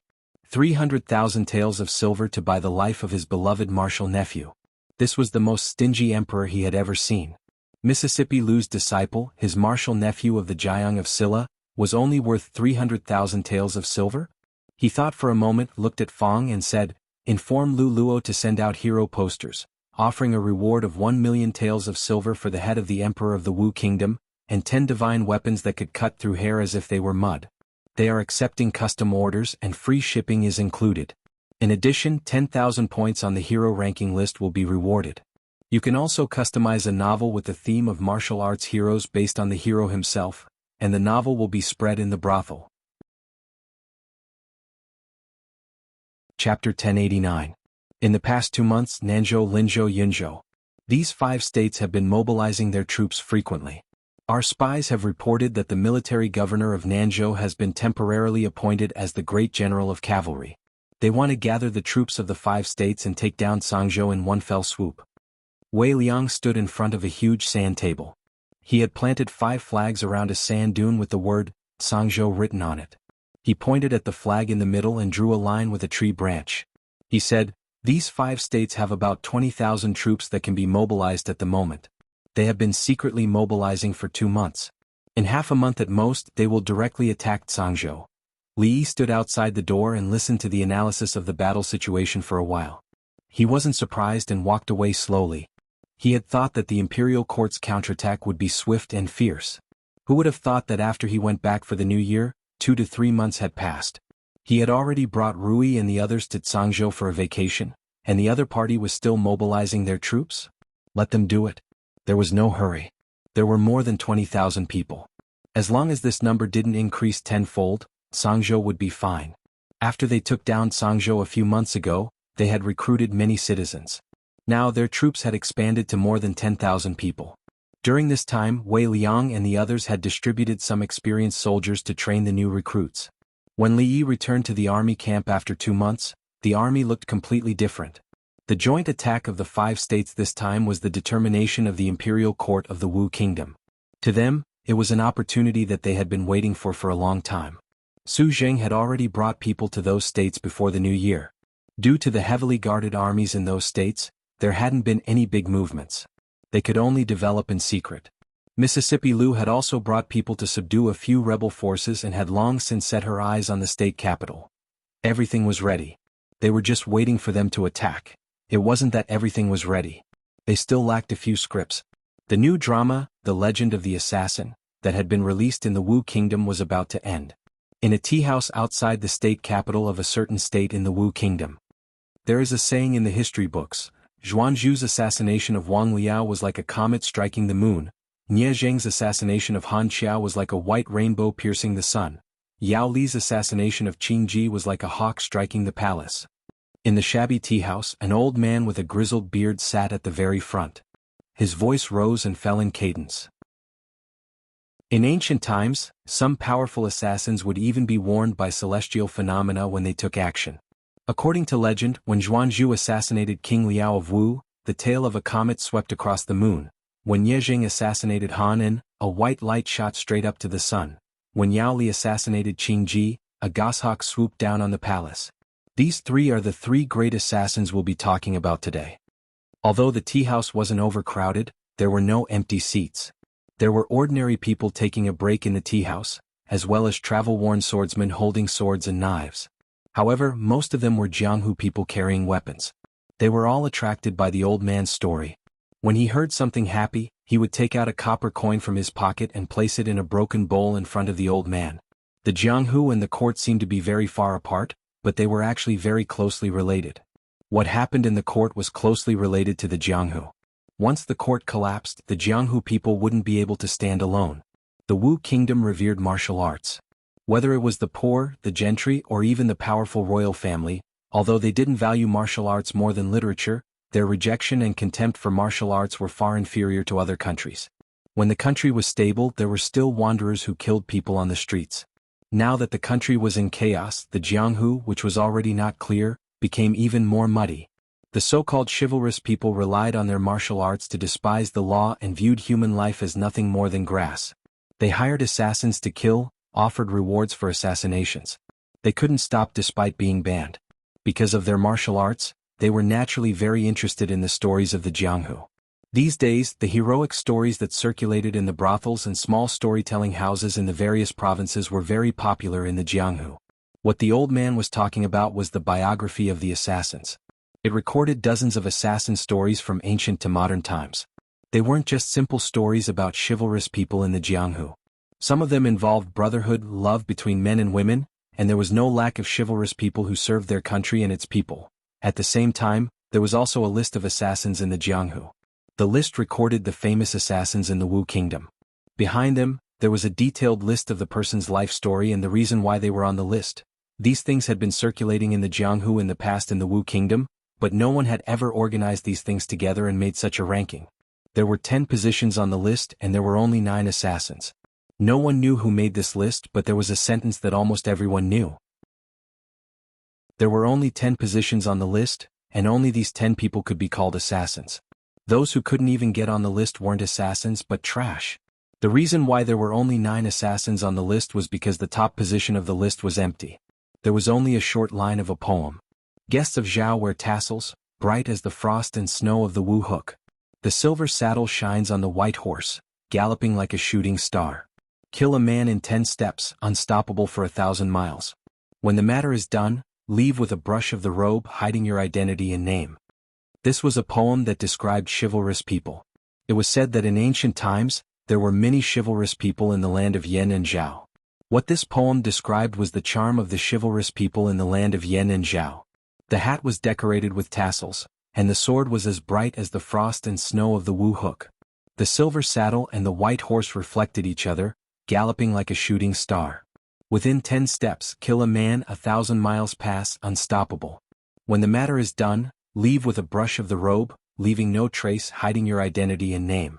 This poem described a chivalrous person or an assassin to the peak. Kill a man in 10 steps, unstoppable for 1,000 miles. When the matter is done, leave with a brush of the robe hiding your identity and name. This was what an assassin should be, an assassin with the highest realm. According to the person who created the assassin ranking, this poem had been written for the top of the assassin ranking. It had always been waiting for someone to ascend to that position, someone worthy of these few lines of poetry. As the old man narrated, many people in the tea house showed expressions of excitement. The top of the assassin list, for a chivalrous person or an assassin, was almost the greatest glory. In the corner there were two people talking in low voices. It is said that Princess Duan Rong's bounty has increased by another 50,000, a total of 350,000 taels of silver. If we can succeed, we should be qualified to be the top of the assassin list, right? There has never been such a high bounty. If we can't even do this, who else is qualified? Who knows how many people have gathered in Sangzhou and they all have the same goal as us. It is easier said than done to succeed. As the two people talked in low voices, a sneer suddenly came from beside them. What the two of you are talking about is old news. A man with a knife at the next table turned to look at them and said, on the bounty list, the highest bounty is 1,000,000 taels of silver and 10 divine weapons. To be favored by a storyteller, to help you become famous, to receive guidance from a grandmaster, and to be able to ascend to the top of the assassin list in one go. You two must not pay attention to current affairs, right? In the corner, someone was startled and said with a smile, brother, I'm afraid you're dreaming. 1,000,000 taels of silver, 10 divine weapons and guidance from a grandmaster. Whose head is worth so much silver? You must have met a swindler, right? The other person nodded and said, everyone knows that this bounty on Princess Duan Rong was actually inspired by the current emperor. Could it be that in this Wu kingdom, there is someone more wealthy and trustworthy than the emperor? Hearing this, the man smiled and said, if the current emperor is trustworthy, then those traitors who were recruited by the imperial court to ambush Princess Duan Rong would not have disappeared from the imperial capital. Hearing this, the two people were startled and asked, then do you have proof of what you said? That 1,000,000 taels of silver and 10 divine weapons has already been verified by 10 legendary figures of the martial world. Go out and ask around and you will know. The two people still did not believe it and asked suspiciously, in this world, whose head is so valuable? The man stretched out a finger and pointed to the sky. The two people were startled again and then their expressions changed at the same time. One of them had a terrified expression and asked, who has eaten the heart of a bear and the heart of a leopard to dare to assassinate the emperor? Let's stop here for today.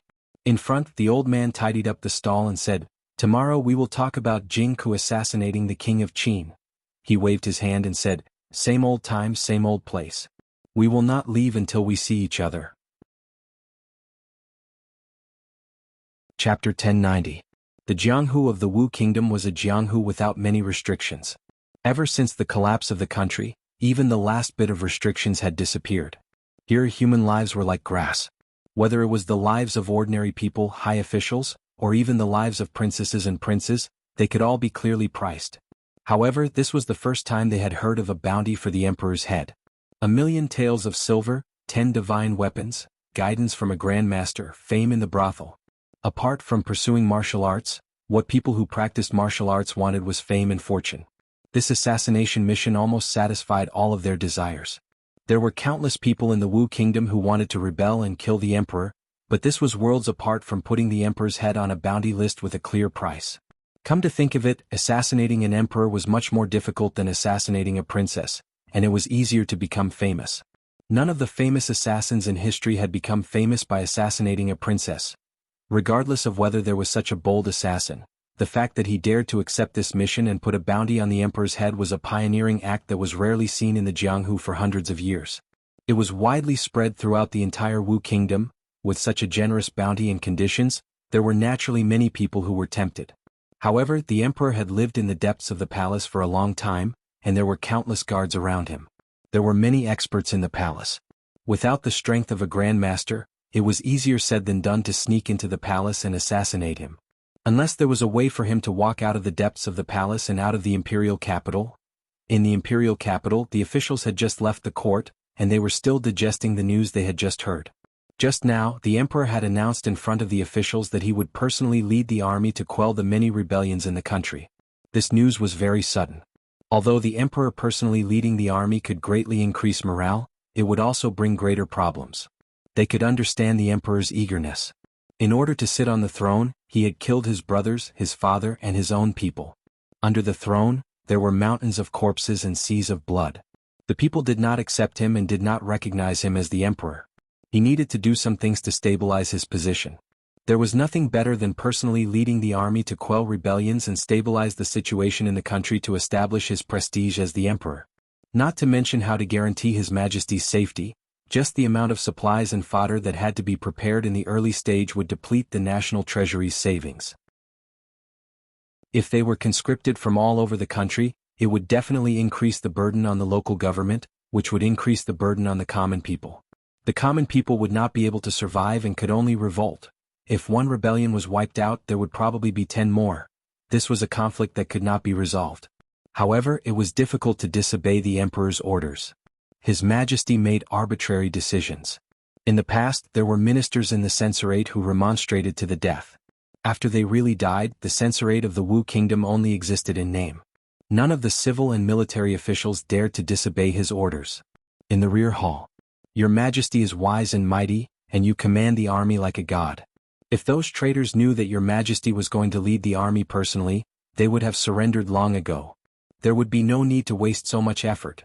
The martial emperor waved his hand, interrupting the flattery of a eunuch, and asked, "Is there any result to the matter I asked you to look into?" "Your Majesty, there is news." The eunuch hurriedly said, "Ever since that day the old ancestor has not returned to the imperial capital, and that senior has also disappeared. Many people have seen the scene of the two of them fighting outside the imperial capital. He's actually not dead yet?" A trace of disappointment appeared on the martial emperor's face, and then he waved his hand and said, "Pass down the order. The things that I need to personally go to the imperial household department, prepare them as soon as possible." "Yes, Your Majesty," the eunuch bowed and replied. Before he could retreat, another eunuch ran in panic and said in panic, Your Majesty." The martial emperor frowned and asked, "Why are you so flustered?" The eunuch knelt on the ground, trembling as he handed over a letter, and said, This is the news that reached the imperial capital today." The martial emperor stretched out his hand to take it, tore open the envelope and looked at it. Not long after, his face became completely gloomy. He tore the letter into pieces and said angrily, Treacherous, who issued this bounty, who did it?" He was so angry that his entire body was trembling, and he roared, Investigate this thoroughly. If I really want to hack this person into pieces, I will execute his entire family." The dignified monarch of a country was actually placed on the bounty list, and his head was worth 1,000,000 taels of silver and 10 pieces of scrap metal. This was a humiliation that he would never be able to wash away in his lifetime. The eunuch trembled and said, "Your Majesty, I've already investigated. That person did not leave his name, nor did he leave any clues. Trash, what use do I have for trash like you?" The martial emperor waved his hand and said, "Men, drag him out." The eunuch's face was pale as he knelt on the ground, and he hurriedly said, "Your Majesty, spare me." 2 guards with sabers quickly ran in, looked at the eunuch kneeling on the ground, and pulled out the long sabers at their waists. "Stop." The martial emperor looked at them, and his gaze moved to the weapons in their hands. He took 2 steps back and said coldly, "Who allowed you to bring weapons in?" The 2 of them stopped in their tracks and looked at each other with a blank expression. The martial emperor looked at the 2 of them coldly. "Step down." The emperor's recent actions were a little unusual, which puzzled the officials. On the first day he announced the news of the imperial army personally going into battle, and ordered the officials to prepare immediately without delay. The next morning, during the morning court, he arranged other matters for the officials in charge of this matter, and did not mention the matter of the imperial army personally going into battle. The official had only asked a question and was beaten 20 times. From then on, no one in the court dared to mention the matter of the imperial army personally going into battle. This was the biggest national matter since the beginning of the year, and it was silently shelved. Secondly, he also strictly ordered that except for the city defense troops, the imperial guards in the palace were not allowed to bring any sharp weapons within 300 feet of the emperor's palace. They were all changed to sticks, and bows and arrows were not allowed to be brought into the palace. Even when the officials went to the court, they had to undergo extremely strict inspection. When they entered the palace, they had to first enter a small room, take off their clothes and be searched before they could go to the hall. In addition, the food made by the kitchen had to be tasted 10 times. When the emperor went to bed, there were no less than 300 guards outside the bedchamber, and the experts in the palace were always by his side. The officials only found out later that there was actually someone who was extremely daring and rebellious, and used 1,000,000 taels of silver as a reward for the emperor's head. Not to mention the value of the 10 divine weapons that could cut iron like mud. The current national treasury of the Wu kingdom could not even take out 1,000,000 taels of silver. It was unknown who had such a large amount of money. Did their family's money all fall from the sky? In a certain province of the Wu kingdom, the sky had just brightened, and there were few pedestrians on the official road. At a certain moment, a black dot suddenly appeared on the horizon at the end of the official road. The speed of the black dot was extremely fast. When it got closer, it was discovered that it was an old man with disheveled hair and ragged clothes. The old man was travel-worn, and his hair had already been frozen.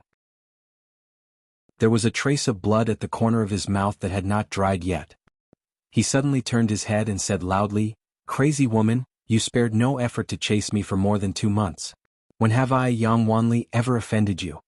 Behind him, an old woman on a horse didn't answer. She drew her bow and shot an arrow. The old man moved his body to the side and narrowly dodged it. At this moment, the depression in his heart had reached its peak. This old woman's martial arts were on par with his, but she was an out-and-out crazy woman. When she fought, she would not care about the consequences. She would injure herself and hurt the enemy 1,000 times. Even if he could defeat her, he was afraid that his cultivation level would drop, and his foundation would be destroyed. There would be no hope for him to break through in this lifetime, therefore he could only avoid her. As a result, she relentlessly chased him for more than 2 months. Even though he was a member of the royal family, had great self-restraint, and had cultivated his character for a long time, he couldn't help but feel angry at this moment. He turned his head and said loudly, "Crazy woman, what enmity do I have with you? Why do you hate me so much? Could it be that this old man stole your man when I was young?" Shio shio shio. This time, 3 arrows were shot consecutively. Chapter 1091. 1,000,000 taels of silver wasn't a lot. Li didn't know how much money his family had. Ruoqing was the housekeeper of the family. She was in charge of the operations of the brothel and the shop. If there was a need for money, she could withdraw it directly from the accountant. If he could solve the problem of the Wu kingdom with 1,000,000 taels of silver, it would be a great deal. Unfortunately, the emperor of the Wu kingdom was holed up in the palace. The palace was heavily guarded and had many experts. No matter how powerful an assassin was, it was unlikely that he could succeed in such an environment. Li didn't pin his hopes on those martial arts heroes. Even if he couldn't buy the head of a martial emperor, it was enough to disgust him. Su Zheng, who was in the Nanzhou, had just sent news yesterday that the governor of the Nanzhou had gathered more than 20,000 troops from the surrounding 4 prefectures and counties. He had also prepared provisions and supplies. He wanted to take down Sangzhou in one fell swoop and would immediately send troops. The Nanzhou wasn't far from Sangzhou. If they marched urgently, they would arrive in 3 days. If they weren't in such a hurry, they should arrive in 5 days. Wei Liang and the others were already discussing the tactics to face the enemy. In terms of numbers, they only had half of the enemy's troops. But in terms of strength, these 10,000 people were equivalent to an army of tens of thousands. What they needed to do was to achieve victory with the least losses. Of the 73 prefectures of the Wu kingdom, more than half were still under the control of the Wu kingdom's imperial court. They only occupied the small Sangzhou. There was still a long way to go. If they were to face 20,000 troops, they would have to pay a heavy price to win. How could they fight in the future? Everyone was very busy recently. As the chief commander of the defense of the city, Wei Liang needed to discuss with his subordinates to formulate a strategy to deal with the enemy. Old Man Wang was busy fleecing the landlords in old money bags. To a certain extent, he had to redistribute the production materials. He also had to appease the village gentry who had become restless after being fleeced and not cause more chaos. In addition, he had to select some educated and capable people to manage the grassroots troops. Rebelling was not as simple as fighting and killing. It was a very complicated and tedious task. Fortunately, Yang Liuqing had a group of reliable leaders by his side. Otherwise, the troops that they had painstakingly built would have collapsed from within before they could even reach the imperial capital. After lunch, Li Yi and Rui Ruoqing went out for a walk. Song Prefecture was different from Shu Prefecture and Rui City. The people here had suffered from the chaos of war and knew how difficult it was to achieve peace. In front of a great enemy, almost everyone in Sangzhou City was a soldier. The citizens did their best. Even if they could not personally participate in the battle, they helped to move the black logs and rolling stones to the city walls. On the streets, people were rushing. Compared to Suzhou and Rui City, it was a different kind of liveliness. Rui and Ruoqing preferred peace and quiet. They probably didn't like this kind of liveliness. What they liked was to settle down in a place and live a simple and stable life. Or they could abandon worldly affairs and be together as a family. They could go anywhere. For the past few years he had made them run all over the place with him. Ruoqing had also inexplicably become the empress and shouldered an even heavier burden. It was really difficult for them.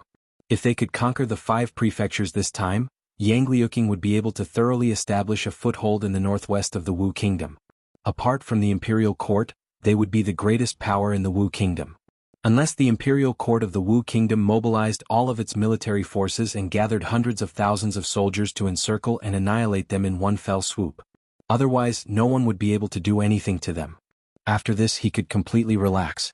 The situation in the 5 prefectures was stable. Mississippi Lu also didn't need to worry about her precious disciple anymore. Song Prefecture's military camp. Wei Liang had just received a secret letter. After he opened it in front of everyone he said in a low voice, "News from Nanzhou. The enemy will fall into the trap in 5 days. Inform the entire army to prepare for battle." Nanzhou in front of the capital. A general wearing armor rode on a horse. A deputy general beside him dismounted and knelt on one knee. He cupped his hands and said, "Reporting to the general, General Zheng is leading a vanguard of 2,000. They are escorting the provisions and are already 30 li away. Depart." The general nodded. He turned his head and said in a low voice, "Follow me to suppress the traitors. Suppress the traitors. Suppress the traitors. Suppress the traitors." The army of 20,000 stood neatly behind him and shouted in unison. Their voices echoed several li away and could be clearly heard throughout Nanzhou city. The provincial governor of Nanzhou stood on top of the city wall and watched the army of 20,000 gradually leave. A trace of worry appeared on his face. He murmured, "This time all the cities of Nanzhou and Lin province have sent out their guards. The city defenses are empty. If the traitors take advantage of this weakness to invade, what should we do?" An official beside him smiled and said, "Lord Provincial Governor, you worry too much. Those traitors are nothing more than a motley crew. They are just showing off their might outside the capital. How would they have the guts to attack the capital? What's more, the largest group of traitors in the east only has a little more than 1,000 people. With how sturdy the capital is, without 50,000 soldiers, how could they easily break through?" The official looked down and said, "Unless the city gates can be opened from the inside, even so we can't let our guard down." The provincial governor of Nanzhou nodded and said, "Even if that Song province is breached from the inside, we can't let our guard down. In the next few days have people step up the patrols. Send more people to the city gates to guard against those traitors." This lowly official understands. Although Nanzhou was not located in the hinterland of the Wu kingdom, it was not as remote as Song province. The lives of the common people were slightly better. At the city gates, the army of 20,000 had just set out. The common people had retreated several li. Only after they had left did the city gates return to their usual order. Pedestrians and peddlers poured in from outside the city, appearing somewhat disorderly. After being reprimanded by the guards at the city gates, they obediently lined up and entered the city in order. When a man carrying firewood entered the city gates, he accidentally tripped. The firewood on his back scattered all over the ground. He hurriedly bent down to pick it up. "Do you know how to walk? Hurry up and pick it up. Don't block the way." A guard walked over while cursing. He bent down to help him pick up the firewood. The man revealed a grateful expression. He grasped the guard's hand and said, "Thank you, big brother official. If you're done, hurry up and go. There are still people waiting behind you." The official waved his hand and turned to leave. After the man carrying the firewood left, the city gates returned to normal order. The official returned to his original position. He tilted his head slightly and met the gaze of his comrade beside him. He moved half a step to the side and handed a piece of paper to him from behind. "East of Nanzhou in a certain mountain.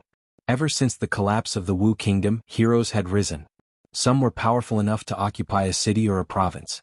The weaker ones could only occupy a small county and were easily exterminated by the imperial court. Thus, most people had no hope of occupying a city and could only become roving bandits, plundering everywhere. In this mountain forest east of Nanzhou, there was a force of about 1,000 people. Relying on the advantage of the terrain, they had withstood the encirclement and suppression of the government several times. After taking root here, they became the largest group of bandits in the vicinity of Nanzhou. The leader of this group of bandits called himself the Roaming King. His name was extremely resounding in the vicinity of Nanzhou, enough to stop children from crying at night. But at this moment this Roaming King, who was also a well-known figure in the eyes of the Nanzhou government, did not seem like the king of a mountain at all. With a flattering expression, he looked at the young woman sitting above and asked, "Big sister, the garrison of Nanzhou has just set off. The city is empty. When do we make our move?" Chapter 1092. Spread the word. Nanzhou, Yunzhou, Linzhou, Huazhou, and Tongzhou will seize the city at the same time in 3 days. Wu Chuang couldn't help but shiver when he heard the young lady's voice. Nanzhou's governor had just left with the garrison of the 5 states, but someone had already set their eyes on the state capital. If the city gates were opened, he could easily sweep away the remaining soldiers in the state capital with a few hundred of his brothers, not to mention that there were so many powerful people around. It would be fine if these 20,000 people won Sangzhou, but if they lost, they wouldn't even be able to return home. Without rations, they wouldn't be able to enter their homes, and there were pursuers behind them. The only path left was to be annihilated. From what this big sister said, it seemed that the small and medium-sized forces around Yunzhou, Linzhou, and Huazhou were also under their control. This time they would seize 5 states. Within the borders of the Wu Kingdom, there were dozens of smoke and dust clouds, but there had never been a rebel king who could occupy 5 states at the same time. He quickly recovered from his shock and said loudly, "I'll arrange it right away." With that he quickly left. He had gathered so many brothers, thinking that it would only be a small fight and loot during the chaos. He didn't expect it to be so big this time, and he was even a little excited and expectant. Those people would attack Princess Duanrong, and when the sandpiper and the clam fought, they would be the fishermen who reaped the benefits. Bai Su walked in from outside and looked at Mississippi Lu. He asked, "Alliance leader, there are 20,000 people attacking Sangzhou this time. Can Jiang of Silla and the others handle it?" Mississippi Lu stood up and said, "Even if there are 200,000 of them, as long as he says he can handle it, then he can handle it." Bai Su looked at her and his lips moved, but he didn't say anything else. The alliance leader always had a kind of unreasonable confidence in Jiang of Silla. She sighed inwardly. When a woman liked a man, she would lose her judgment and think that whatever he did was right. Even an extraordinary woman like the alliance leader couldn't avoid this. She puffed out her chest out of habit. She could feel the pressure and restraint from him. She felt that King Jing was trustworthy most of the time. Nanzhou, Linzhou, Tongzhou, and other places were all part of the northwest of the Wu Kingdom. They were lower-middle prefectures, and the common people lived in poverty. Among them, Sangzhou was the worst. Sangzhou was located in the northwest of the Wu Kingdom and was the closest to the fringe. It used to be the most chaotic and impoverished place in the Wu Kingdom, but that was only in the past. Things were different now. The people of the other provinces had heard a little about Sangzhou's current situation. The bandits near Tsang Prefecture had been wiped out by Princess Duanrong, and the common people were no longer troubled by the bandits. The rich families who had caused trouble for the common people in Sangzhou City were also purged one by one. The government offices of the various counties were thoroughly cleaned up. If the common people had any grievances, they could appeal at any time. In addition, Princess Duanrong also provided the poor commoners with the opportunity to work and reduce taxes. If someone volunteered to join the army, they would receive a generous compensation. It was truly a case of one person joining the army, the whole family would not have to starve. On the other hand, even if they hid in the prefectural city, they would often be bullied by ruffians and bullies. If they lived outside the prefectural city, it would be even more precarious. Every day they could live was a day of gain. Not only did the poor commoners suffer from the bullying of the rich families, but the government's tax system was also exceptionally strict. Every few days, there would be additional reasons to tax the common people. The common people were suffering unspeakably, but they had no one to complain to. 2 years ago, when Princess Duanrong had taken over Sangzhou, they had already envied the lives of the common people in Sangzhou. After 2 years, Princess Duanrong had made a comeback, and their lives were even worse than those of the common people in Sangzhou. This time, the governor had led 20,000 soldiers to attack Sangzhou. Although they didn't know what the outcome would be, many of the common people even hoped that they would be defeated. Princess Duanrong would then take advantage of the victory to pursue them and take over Nanzhou and Linzhou. Their lives would be 10 or even 100 times better than their current lives. At night, at the eastern city gate of Nanzhou's prefectural city. All of you keep your spirits up. The provincial governor has ordered that if anything goes wrong in the next few days, be careful of your heads. When a military officer passed by the city gate, he gave a few words of warning to a group of guards before turning to leave. A guard curled his lips and muttered, "Why is he so fierce?" He married his sister to the governor as the seventh concubine to obtain such a position. A vile person intoxicated by success. A person beside him reminded, "Be quiet. If he hears you, you won't be able to bear the consequences. We haven't been paid for a few months. Our family is almost starving. When will these days end?" The guard leaned against the wall and yawned. He sighed and said, "I hope that Her Highness the Princess can fight her way in.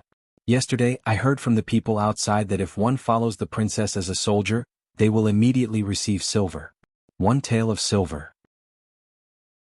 If they live frugally, they can ensure that their family won't starve for half a year."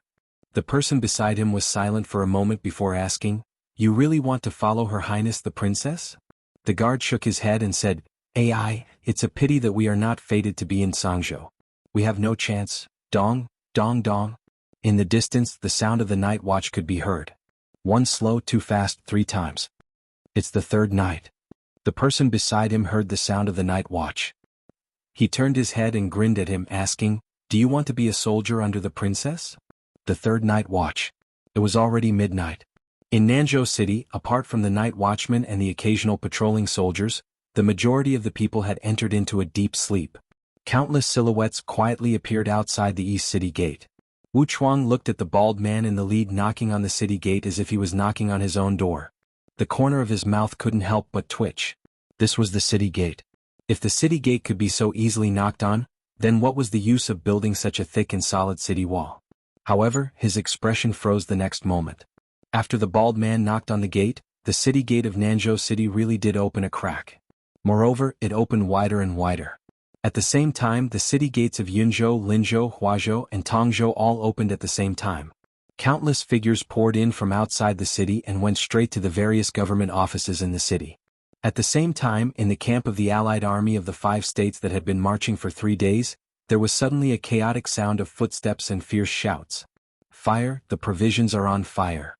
Enemy attack, enemy attack. Meet the enemy quickly. Put out the fire first, save the provisions first." In the camp there was a commotion. In a forest several miles away from the camp, a young man looked at the old man in front of him, shook his head and said regretfully, "It's a pity that we can't find their commander's tent. Otherwise, with Su's help, there would be no need to fight this battle." Someone beside him looked at him and said, "Their commander-in-chief is not that stupid to set up his tent in a place you can find. His Highness has already said that our mission is to burn down their rations. Once we complete our mission, we just need to go back and report. Don't make any more trouble. Sigh, whatever, let's pack up and pack up." More than 10 Heaven List experts quickly disappeared into the dense forest. In the camp at the back, a man wearing ordinary armor asked with a gloomy expression, "How much is left?" A general knelt on the ground, raised his head to look at him, swallowed a mouthful of saliva and said, "They used kerosene, more than half of the provisions have been burned. What is saved is probably only enough for the entire army to eat for half a day." The man clenched his fists, gritted his teeth and said, "Outside Sangzhou, fortify the walls and clear the fields. From here to Sangzhou, there are still 2 days of journey, at least 1 day, and the provisions can only last for half a day. Tell me, how should we fight this battle?" The general thought for a moment and said in a low voice, "If we send people back to transport the provisions, it will take at least 4 days to go back and forth. If we march urgently, we can reach Sangzhou in 1 day. If we save some of the provisions, it will be enough to last for 2 days. If we can take down Sangzhou in one go, we will have enough provisions." The middle-aged man said coldly, "What if we can't do it in one go?" The general said in a low voice, "General, there is a great disparity in military strength between Sangzhou and us. We can definitely take down Sangzhou quickly. If we return now, I'm afraid our morale will be greatly affected, and it will be very disadvantageous."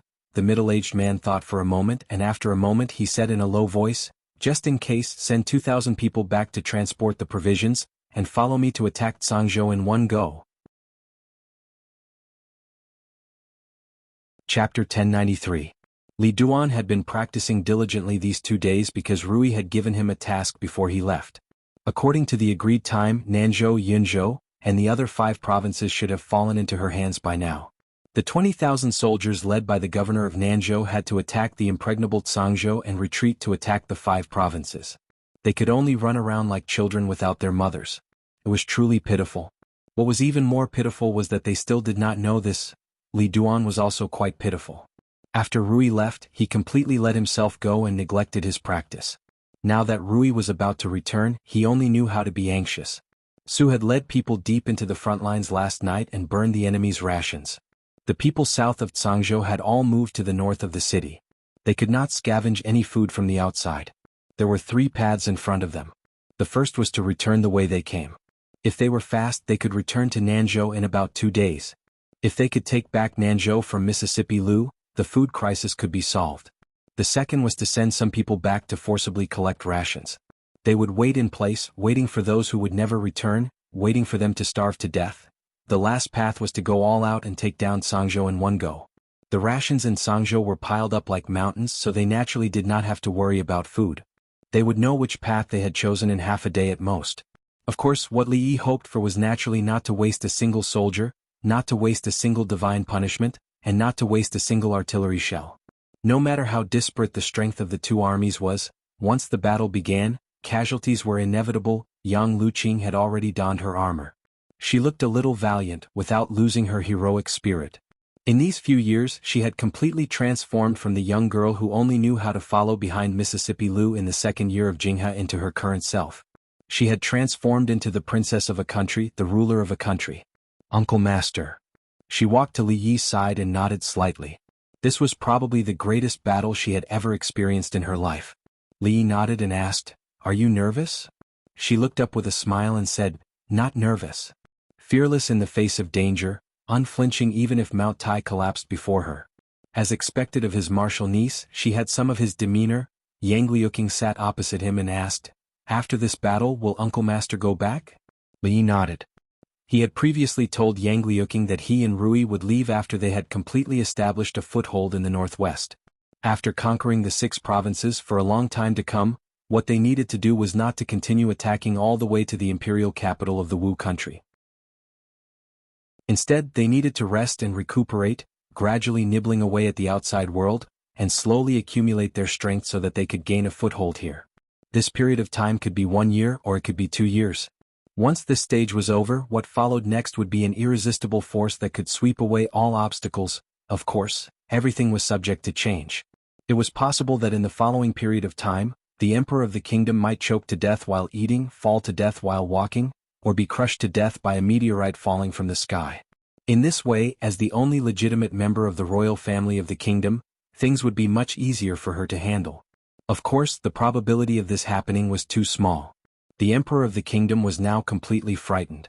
He holed up in the imperial palace and refused to come out. Wherever he went, he had to bring countless guards and imperial guards with him. Even if a few grandmasters joined forces, they could not do anything to him. Li Yi thought about it carefully and realized that he seemed to have done something stupid. He had forcibly disrupted Emperor Wu's personal expedition. If he had come to conquer Tsangzhou personally, Li Yi would have opened the city gates of Tsangzhou to welcome him. Unfortunately, there was no medicine for regret in this world. Seeing that she seemed to have something to say, Li Yi shook his head and said, "Uncle Master has done everything he could. You have to walk the road ahead on your own." "I understand." She nodded and looked at Li Yi. She wanted to say something but stopped herself. At this moment, a general strode into the courtyard and handed over a secret letter. He said loudly, "Your Highness, the enemy is already 30 miles away from Tsangzhou City." They had reached 30 miles away from Tsangzhou City so quickly. This meant that Su had burned their food yesterday and there was not much left. Otherwise they would not be so anxious. Li Yi patted her on the shoulder and said, "Go ahead." The tense atmosphere in Tsangzhou City reached its peak at a certain moment. The commoners in the city watched the rows of soldiers shuttling through the city. They could not help but feel their hearts in their throats. This battle would determine how they would survive in the future. It was closely related to their survival. 30 miles. 15 miles. 10 miles. 5 miles. 5 miles away from Tsangzhou City. A deputy general looked at a thin line in the distance. That was the city wall of Tsangzhou City. He urged his horse to the front and asked, "General Pang, should we let the soldiers rest here first?" They had already traveled for half a day and were exhausted. It was not wise to attack the city at this time. The best-case scenario would be for the army to camp and rest for the night when they were 30 miles away from Tsangzhou City. However, they had already used up all of their food supplies. They could not afford to delay for too long. Rest here for an hour. The general nodded and said, "Prepare the siege weapons. We will attack the city in an hour." Roger. The deputy general turned his horse around and said loudly, "Rest here. We will attack the city in an hour." On Sangzhou City's city wall, Qin Qing was holding a pair of binoculars in his hand. He muttered, "Why did they stop?" General Fan stood beside him. He turned his head to look and asked, "Are the red barbarian cannons ready?" A person beside him immediately replied, "General, all 100 red barbarian cannons have been loaded." General Fan was relieved. He thought for a moment and said, "Just in case, check again." Outside the city, the deputy general looked ahead and walked to the general's side. He asked doubtfully, "General Pang, why haven't they made a move?"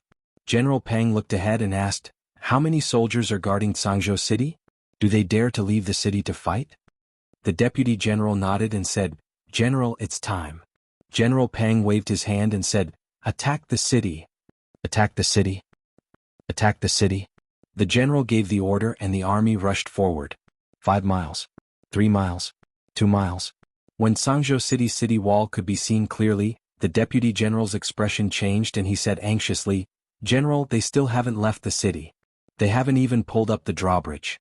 Could it be a trap?" Just as he said that, he heard a cry of surprise. "What is that?" He looked up and saw countless black dots landing on the army camp. Boom, boom. Following that, he heard a series of deafening explosions. Soil flew everywhere and wails of pain could be heard. Following that, he couldn't even hear the deafening explosions anymore. All he could hear was a buzzing sound. In the army formation, the war horses neighed and raised their front hooves. They were in a mess and ran amok. Cavalrymen fell from their horses and were trampled on before they could get up. The entire battle formation was destroyed by the deafening explosion. The war horses neighed in fear and ran amok. After every deafening explosion, dozens of people fell. The fire and the deafening explosions caught them off guard. Divine punishment, this is divine punishment. A deputy general looked up and his eyes were filled with despair. This was the Jing Kingdom's divine punishment. No, it was enough to destroy their army formation from so far away. Even divine punishment did not have such power. "Retreat, retreat quickly." Just as he shouted, he lowered his head and looked at the long saber that had pierced through his chest. He looked at General Pang in disbelief and his head tilted to the side. For disturbing the morale of the army, they should be killed. General Pang gritted his teeth and said loudly, "This is a long-range attack. Once we reach the city wall, they can't do anything."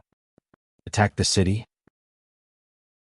Under the command of the general, the morale of the army quickly stabilized and they quickly approached the city wall. The drawbridge under the city wall had already been pulled up.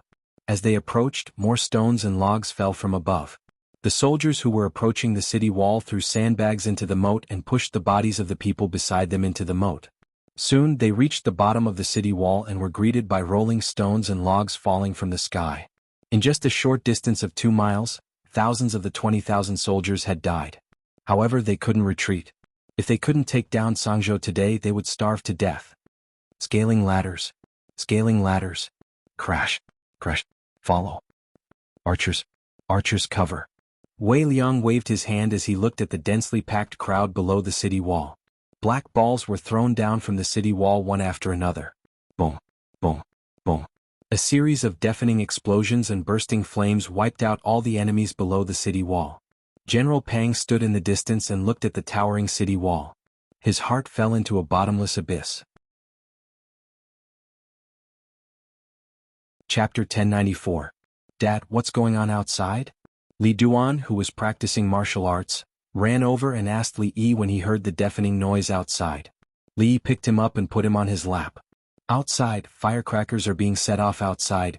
Firecrackers? Li Duan's eyes lit up. Dad, I want to see firecrackers too. Li Yi did not mind taking his child around when he was still young to see the world, but the bloody and cruel scene outside Sangzhou City would leave a lingering shadow in his heart, not to mention Li Duan. He touched Li Duan's head and smiled. Go if you want to see it. Let Grandpa Su take you there. Remember to come back early. Your aunt will be back in a few days. She has been away for so long, Dwainer must miss her, right? Li Duan jumped down from his lap and said seriously, Dad, I don't want to see firecrackers anymore. Dwainer is a man and a man must practice martial arts well. When Xiaomu grows up, I can protect her and not let her be bullied. I still have to protect Xiaorui, Xiaonyang and many people. I can't relax. Dad, I'm going to practice. Li Yi watched him walk back to the yard and set up a fighting stance. His punches and kicks already had a little bit of momentum. Although he was everyone's baby since he was young, no one, including Rui, spoiled him. The 3-year-old Li Duan was more obedient and sensible than the 13-year-old Yang Fu. Li Yi was deeply gratified. He turned his head and looked outside. The sounds of explosions were still rising and falling. As long as the weather allowed, this thing was an unparalleled weapon, whether it was used to attack or defend a city. Unless there was a huge disparity in the number of people, they would have to sacrifice their lives. 20,000 against 10,000, if they didn't meet a godlike commander, there was almost no chance of victory. Obviously, the enemy's commander was not so smart to choose to use half a day to catch up and immediately attack the city without provisions. On the city wall, General Fan rubbed his hands and said, "Damn it, I've been fighting wars for 20 years, but I didn't know that wars could be fought like this. As long as I stand on the city wall and throw stones, the enemies will come wave after wave to die. Isn't this like harvesting chives?" Wei Liang looked down and saw that the enemy had already retreated. He ordered his men, check the casualties and take a break. Although the soldiers did not leave the city, there were still people who were injured by the arrows and stones of the enemy. Of course, compared to the thousands of casualties of the enemy, their losses were almost negligible. More than 10,000 people temporarily set up camp 5 miles away from Zhangzhou's capital. The atmosphere in the camp was gloomy. "General Pang, they have the Jing Kingdom's Tianfa. We can't win. What should we do?" A deputy general had just opened his mouth to speak when he recalled the deputy general who had been sacrificed by General Pang for damaging their morale and immediately changed his words. General Pang thought for a moment, then said with a gloomy face, "Rest for half an hour, then launched the second attack." Originally they thought that Zhangzhou was still the original Zhangzhou. With 20,000 soldiers, they could easily break through the broken city wall and march straight in. However, the enemy had built such a strong city wall in such a short time, and they even had the Jing Kingdom's Tianfa divine weapon. But they could not retreat. Without food they had no way of retreat. They could only advance, not retreat. If they advanced they might have a chance of survival, but if they retreated they would die. The deputy general walked out of the tent and said loudly, "Everyone rest and reorganize. We will launch the second attack in half an hour." On top of the city wall, General Fan looked at the approaching enemy. He quickly finished a steamed bun with meat in his hand and shouted, "Prepare to meet the enemy." A moment later he looked at the enemies who were focused on attacking the city gate. A cold smile appeared on his face and he waved his hand, "Throw." Below at the city gate, thunder boomed, and with every boom someone would fall. Every time someone fell, someone else would stand up from behind and forcefully smash a thick and solid tree against the city gate, giving off a muffled sound. "Attack the city with all your might. Once the city gate is open we will win." Crazed expressions appeared on their faces as they hit the gate again and again. Under their attacks, the city gate shook violently. The person at the front had an excited look on his face. He shouted, "The city gate is going to break soon. Use more strength, use more strength." Boom, boom. Dozens of people hugged the huge log and slammed it against the city gate. The thick and heavy city gate could not withstand such a powerful impact and creaked. Finally, after a series of collisions, the huge log directly smashed through the city gates, and the 2 city gates collapsed with a loud rumble. Then they saw the city wall behind the city gate. The person at the front rushed in excitedly and hit the thick city wall, and his head was bleeding. He raised his head and touched the blood on his forehead. He looked at the city wall in front of him, his eyes empty. Damn it. He collapsed to the ground as if all the energy in his body had been sucked out. City gate, they actually built the city gate. Who was the general guarding Zhangzhou? Who made the decision to build the city gate? Was he a pig? For an army, the ability to attack was very important. Very important. If the city gate was sealed, although the enemy could not enter, they could not come out either. The enemy could pile up soil to make watchtowers and use the watchtowers that were higher than the city wall to suppress the archers on the city wall. Then they could dig through the city wall and enter the city. The enemy could also go around the city and attack the rear, leaving only a small group of elite soldiers to monitor. There was no more stupid way to defend a city than to seal the city gate. Although Zhangzhou was already the northwestern city of the Wu Kingdom and had no rear, and although they only had one goal for this trip and it was impossible to go around it, wouldn't they plan to counterattack by sealing the city gate? If the enemy did not counterattack, they would not be able to attack. If they could not attack, what would they eat? It was shameless enough to hide on the city wall and throw those terrifying things. Now they even sealed the city gate. Were they still human? Thunder rumbled outside.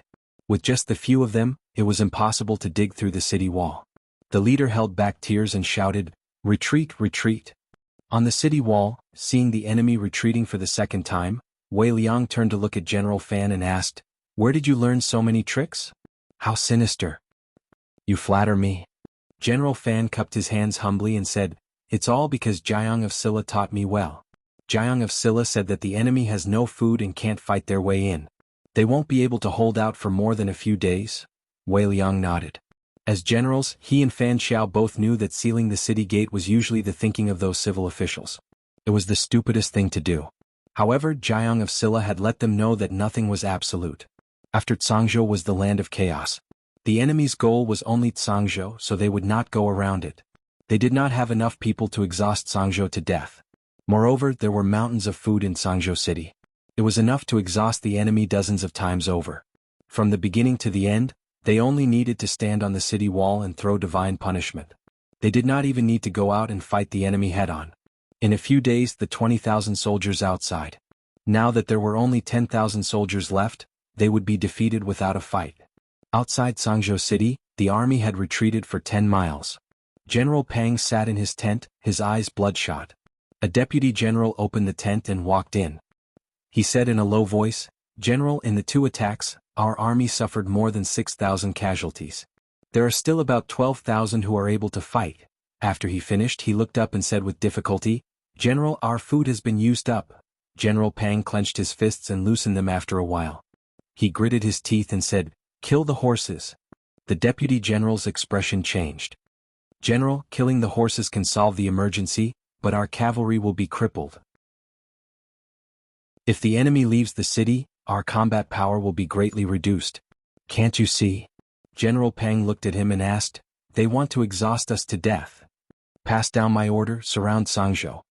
His voice was gloomy as he said, "Wait until the food from the rear arrives, then send people to the other provinces to collect it. I want to see how long the food in their city can last them." Chapter 1095. The allied forces of Nanzhou, Linzhou, and the rest of the 5 states set up camp 10 li away from Cangzhou city. They didn't dare to get too close. If they got too close, Wei Liang and the rest would let them have a taste of the red barbarian cannon. They also didn't dare to attack the city. The city gates were sealed. If they rushed to the bottom of the city walls, Sky Law would reap lives like harvesting chives.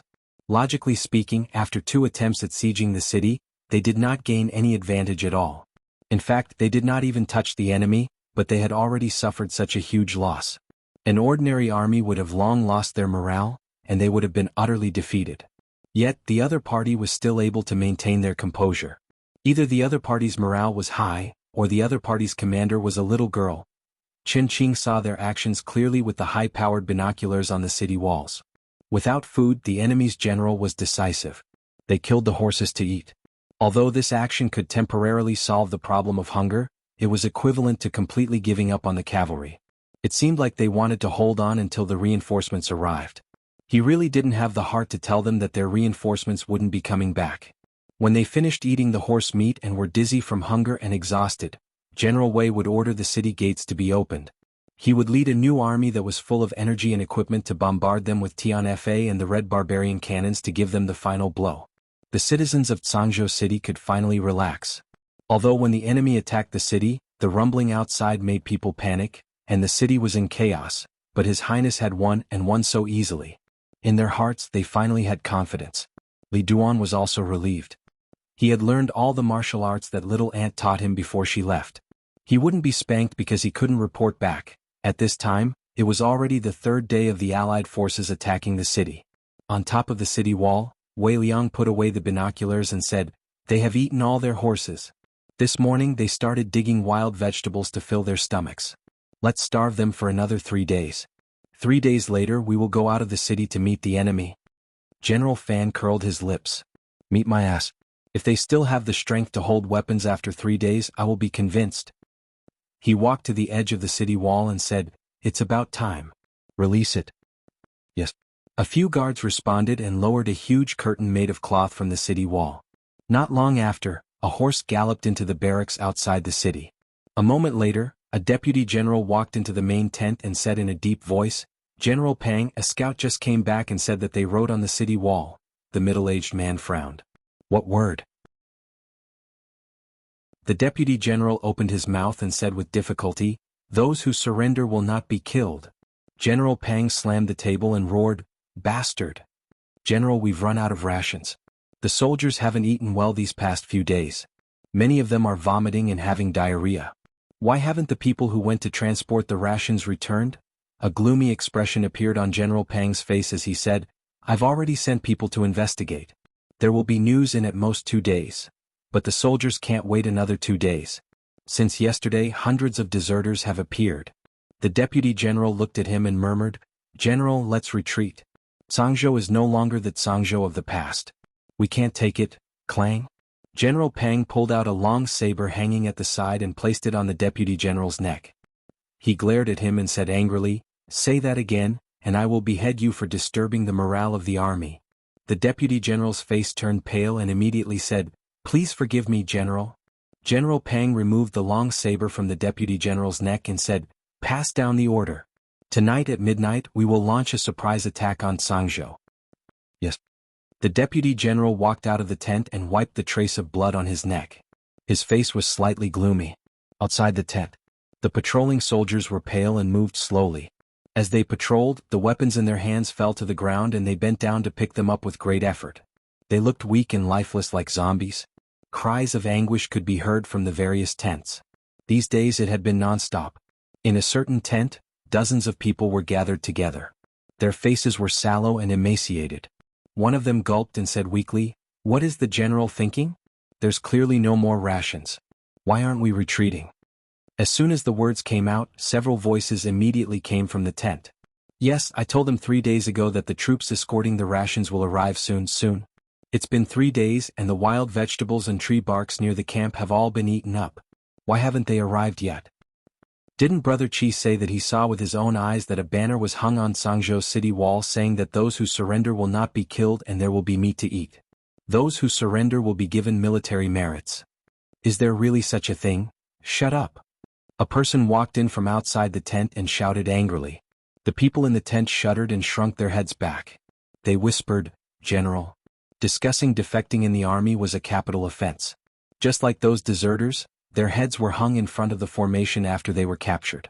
If they were not the general's personal guards, they would have already knelt and begged for mercy." The deputy general looked at them and said, "Who gave you the guts to discuss this in the tent?" "General, we are wrong." The few of them knelt on the ground and said in unison. The deputy general stood where he was and looked at them. After a while he said, "Chi-san, come with me." The scout called Chi-san was called to another tent. The people in the tent looked at each other with flickering eyes. A short while later the scout called Chi-san returned to his tent. Another hour passed and the rest of the people walked out of their tents and entered the other tents. On the city walls of the Zhangzhou's capital, Wei Liang received an arrow from a soldier and removed a paper tube from the end of the arrow. A smile appeared on his face as he tossed it to General Fan beside him. They wanted to send people over at midnight to secretly break through the city wall. What a good idea. General Fan pursed his lips and said, "Tell the brothers to perk up for this, General, tonight." It was midnight. The moon was dark and the wind was strong. There were no stars in the night sky. The entire city of Zhangzhou was shrouded in darkness. Outside the city walls, a black shadow was slowly approaching the city walls. "Even the heavens are helping me." Behind the crowd, General Pang looked at the pitch-black night and ordered, "After entering the city, think of every way possible to hollow out the city wall. The others will cover the attack." Gulp. Suddenly a strange sound was heard. A person beside him held his stomach and whispered, "General, I'm sorry, I can't control my stomach." General Pang frowned and glared at his personal guard. "Bear with it for a while more. When we enter the city you can eat as much as you want." As soon as he finished speaking, a large fire suddenly lit up on the city wall. He was only stunned for a moment before he immediately said, "Attack the city." Poof. The sound of a sharp sword piercing into flesh could be heard. General Pang was very familiar with this sound. Just a few days ago, he had pierced his sword into the chest of the deputy general who had disturbed the morale of the army. At this moment, another deputy general stood behind him and whispered in his ear, "General, I'm sorry.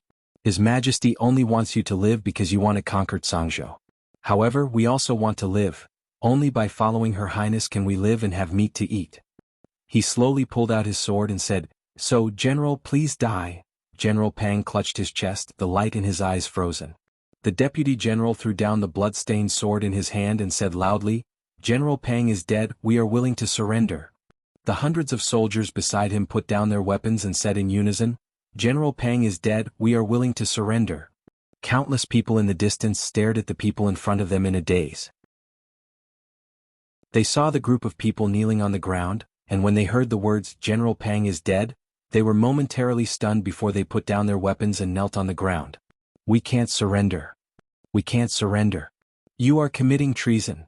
There were many different voices, but these voices did not last long before they were drowned out by the voices around them. Chapter 1096. Filling one's stomach and ensuring one's survival were the most basic requirements of a human being. The commander of the allied forces of the 5 provinces had already been killed by the rebellious deputy general. No one knew what he was thinking. As the commander, he had actually committed such a grave mistake. Under the circumstances where the entire army couldn't fill their stomachs, he still gave the order to attack the city even at the cost of his life. When Wei Liang and the others left the city to receive the rebels, they didn't encounter much resistance. Those who resisted were all taken down by their comrades. Over 10,000 people consumed a lot of rations every day. However, Yang Liuqing couldn't bring herself to abuse captives. Fortunately, Tsangzhou wasn't what it used to be. What they lacked the least was rations. For the time being, there wouldn't be a food crisis. Wei Liang and the others reorganized the surrendered soldiers in the shortest time possible and brought them out of Tsangzhou. Nanzhou, Linzhou, and the other places were now in their hands. They had to bring these people back to defend as soon as possible to prevent any new changes. Up until now, Yang Liuqing and the others had already taken control of 6 provinces. The troops under their control had also reached more than 20,000. Tsangzhou had already become the rear. Some people were left in Tsangzhou, while the others had to head to Nanzhou and the other places that had already become the front lines. 20,000 troops wasn't a lot. The next step was to further expand the troops. They were already familiar with this. Under the attraction of the high benefits, in a few months, the troops in her hands would multiply.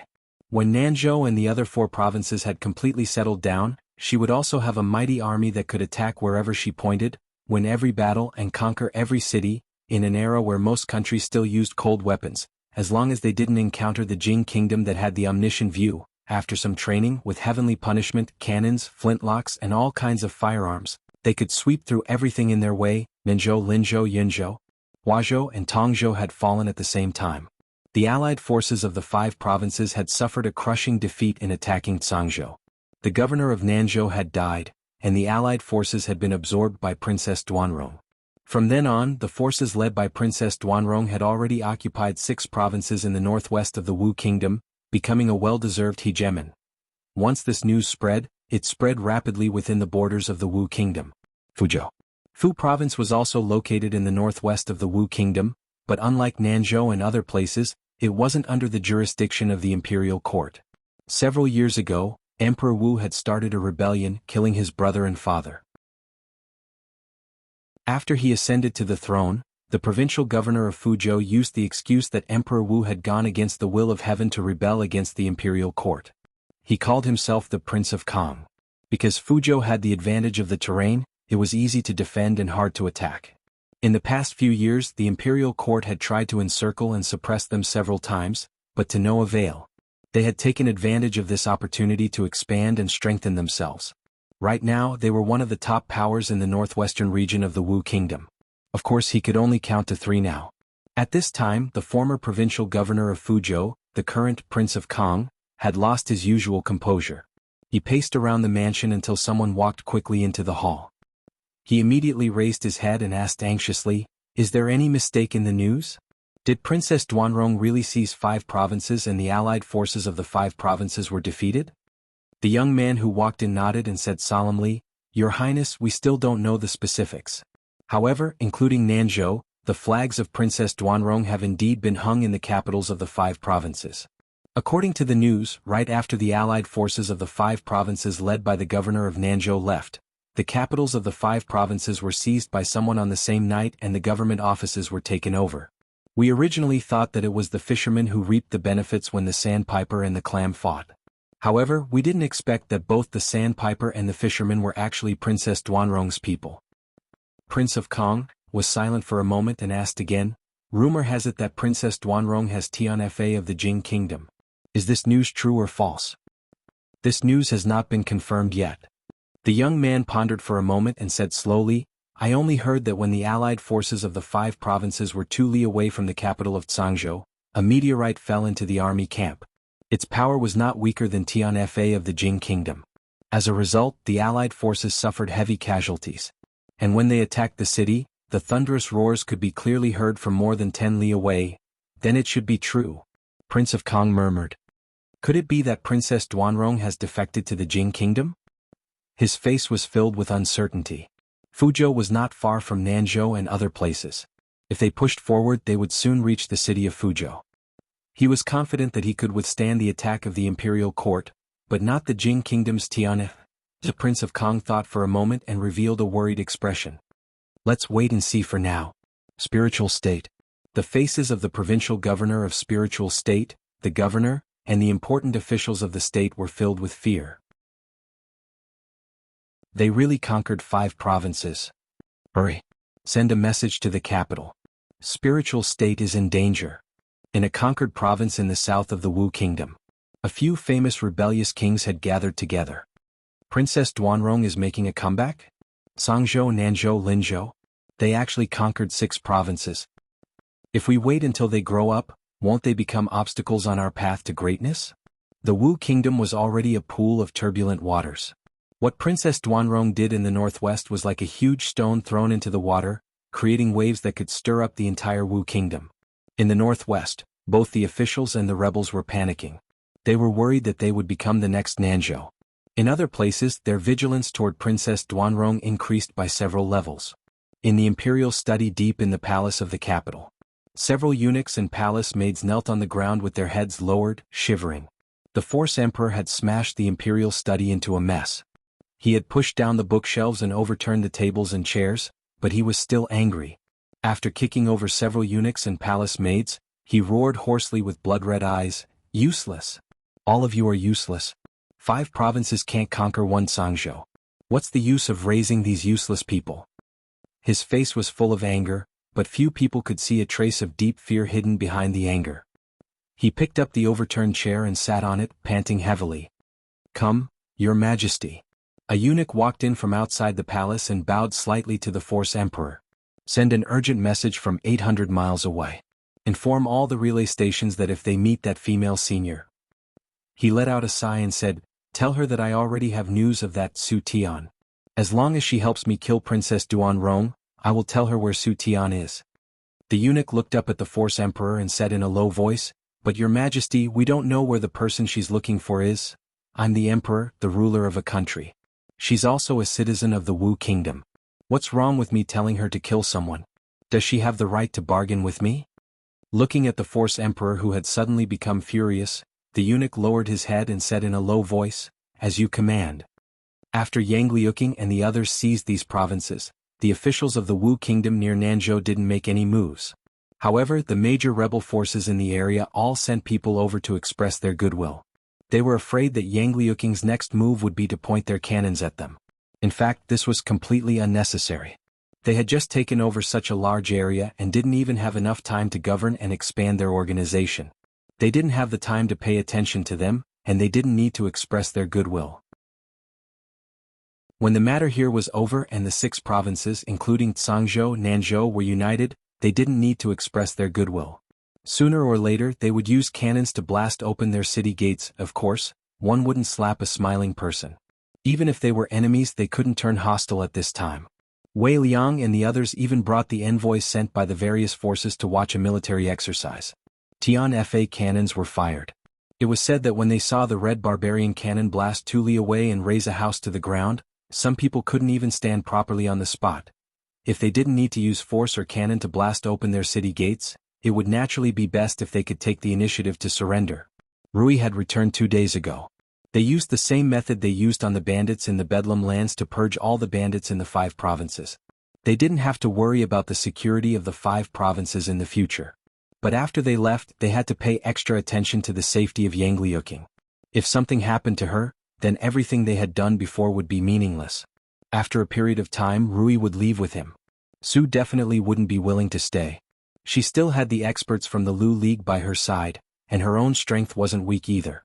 As long as the other party wasn't a grandmaster, there wouldn't be too much of a problem. Although the possibility of meeting a grandmaster was too small, it was better to be safe than sorry.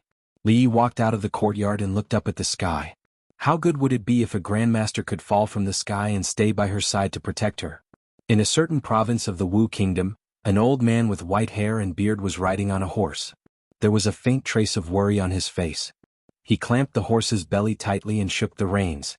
There was only a trail of smoke left on the official road. The smoke was pointing in the direction of Cangzhou. Chapter 1097. According to Li Yi's plan to nurture an empress, after they took over the 5 prefectures, they shouldn't be in a hurry to expand. Instead, they should focus on construction first and forge the 6 prefectures in the northwest into an impregnable fortress. Then, even if they were to go against the imperial court's army, they would have the confidence to contend against them. Unfortunately, things didn't go as planned. Chen Qing and Fan Xiao had led their troops to take over their new territory early in the morning. A few days ago, some of the major forces in the surrounding areas had sent people over. Wei Liang had kindly brought them to watch a military exercise to broaden their horizons. Who would have expected that the next day, the overlords of 3 prefectures would come to surrender and express their willingness to follow the princess to conquer the world? They had been lying low for many years and had endured for many years just to wait for such an opportunity. Perhaps they had betrayed the imperial court back then just to wait for such a wise ruler. Or perhaps it was because on the day of the military exercise, Wei Liang and the others weren't stingy at all.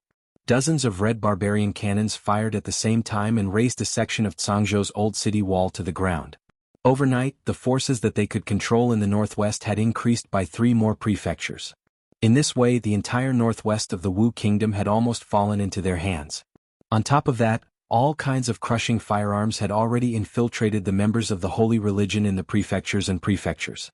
It was no different from playing a game of landlord. They had already gotten 2 kings and 4 twos. If they lost such a good hand, it would really be God's will. Greetings, Your Highness. Greetings, Your Highness. Yang Liuqing's popularity in Cangzhou had reached an unimaginable level. In the entire Cangzhou, there were many people who had set up longevity tablets for her. Along the way, many commoners who saw her directly knelt on the ground and kowtowed non-stop. Those who won the hearts of the people would win the world. If she wanted to be the empress, the commoners of Cangzhou would definitely not have any objections. Even now, there were still many commoners who came to the princess's residence to deliver things every day. Sometimes it was a handful of vegetables and sometimes it was a few eggs. When they walked back, there were still a few people in front of the princess's mansion. They looked into the mansion, only wanting to see Her Highness's heavenly face. Seeing this, Li Yi was relieved. Lu Meng would continue to expand in the Wu Kingdom and temporarily move their headquarters to the Wu Kingdom. In the places they recovered, the brothels would also be gradually built to cooperate with her to unify the minds of the people. In terms of business, there would also be people in charge to drive the development of these areas. Only when the people had a rich life would they remember her kindness more and more. Now that she had gained a firm foothold here, it was time for Li Yi and Rui to leave. In front of the princess mansion, a guard looked at the woman in front of him who was carrying a child and said, "Sister-in-law, it's not that we don't want to accept it, but we have rules. We don't take a needle or thread from the commoners, not even an egg. If it weren't for you, the 2 of us would have long since died in the chaos. I don't have anything to repay you with, princess. I'll leave this basket of eggs for you to feel at ease." With that, the woman quietly put down the basket, picked up the child and turned to leave. The 2 guards sighed. The people of Cangzhou really liked the princess. They had to experience such things dozens of times a day. Another white-haired old woman walked forward. She didn't have anything in her hand. She was probably here to try her luck and see the princess. A guard walked over and said, "Old lady, you should go back. Her Highness has just returned to the mansion.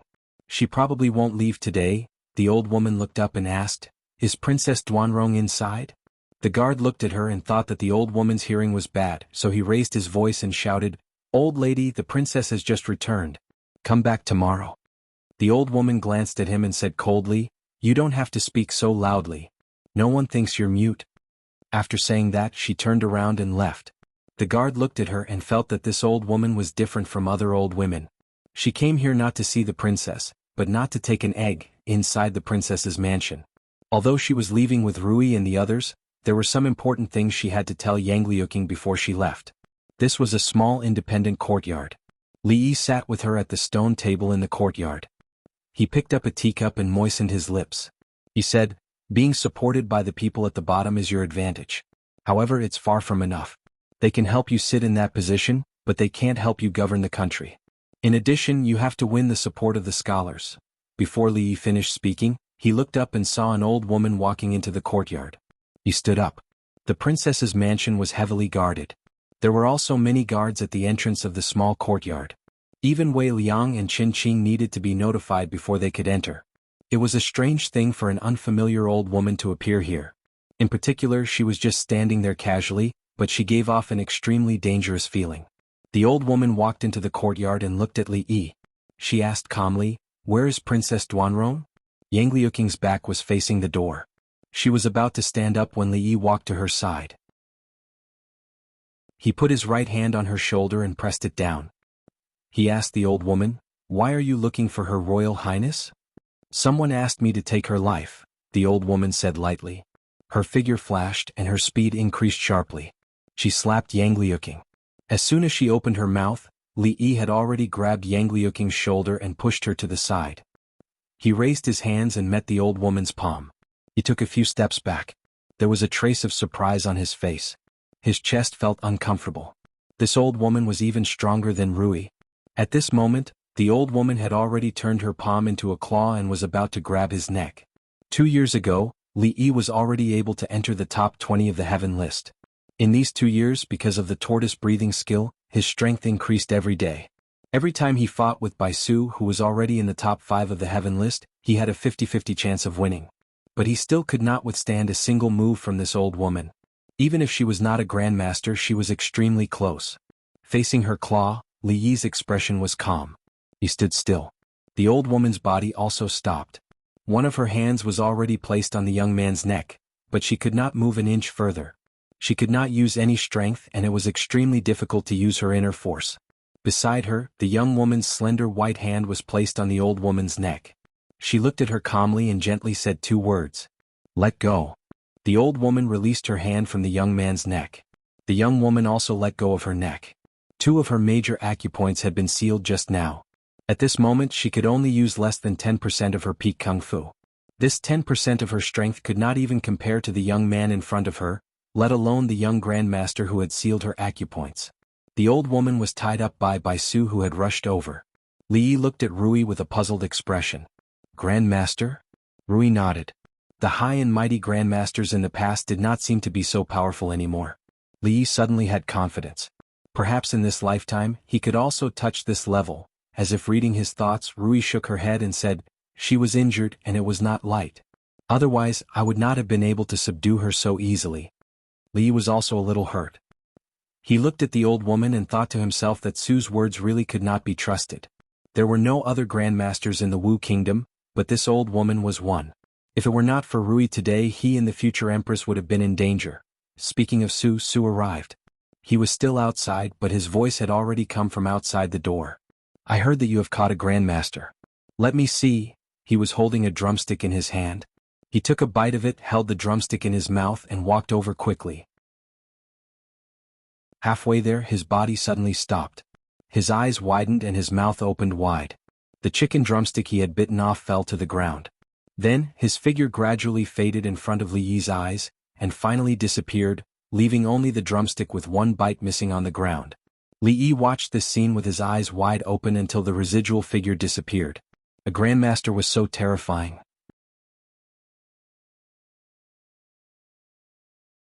Chapter 1098. As soon as Su stepped into the yard, he saw that the old woman, who was tied up by Su, had disappeared without a trace. "Su Tian." Then a harsh voice came into Li Yi's ears.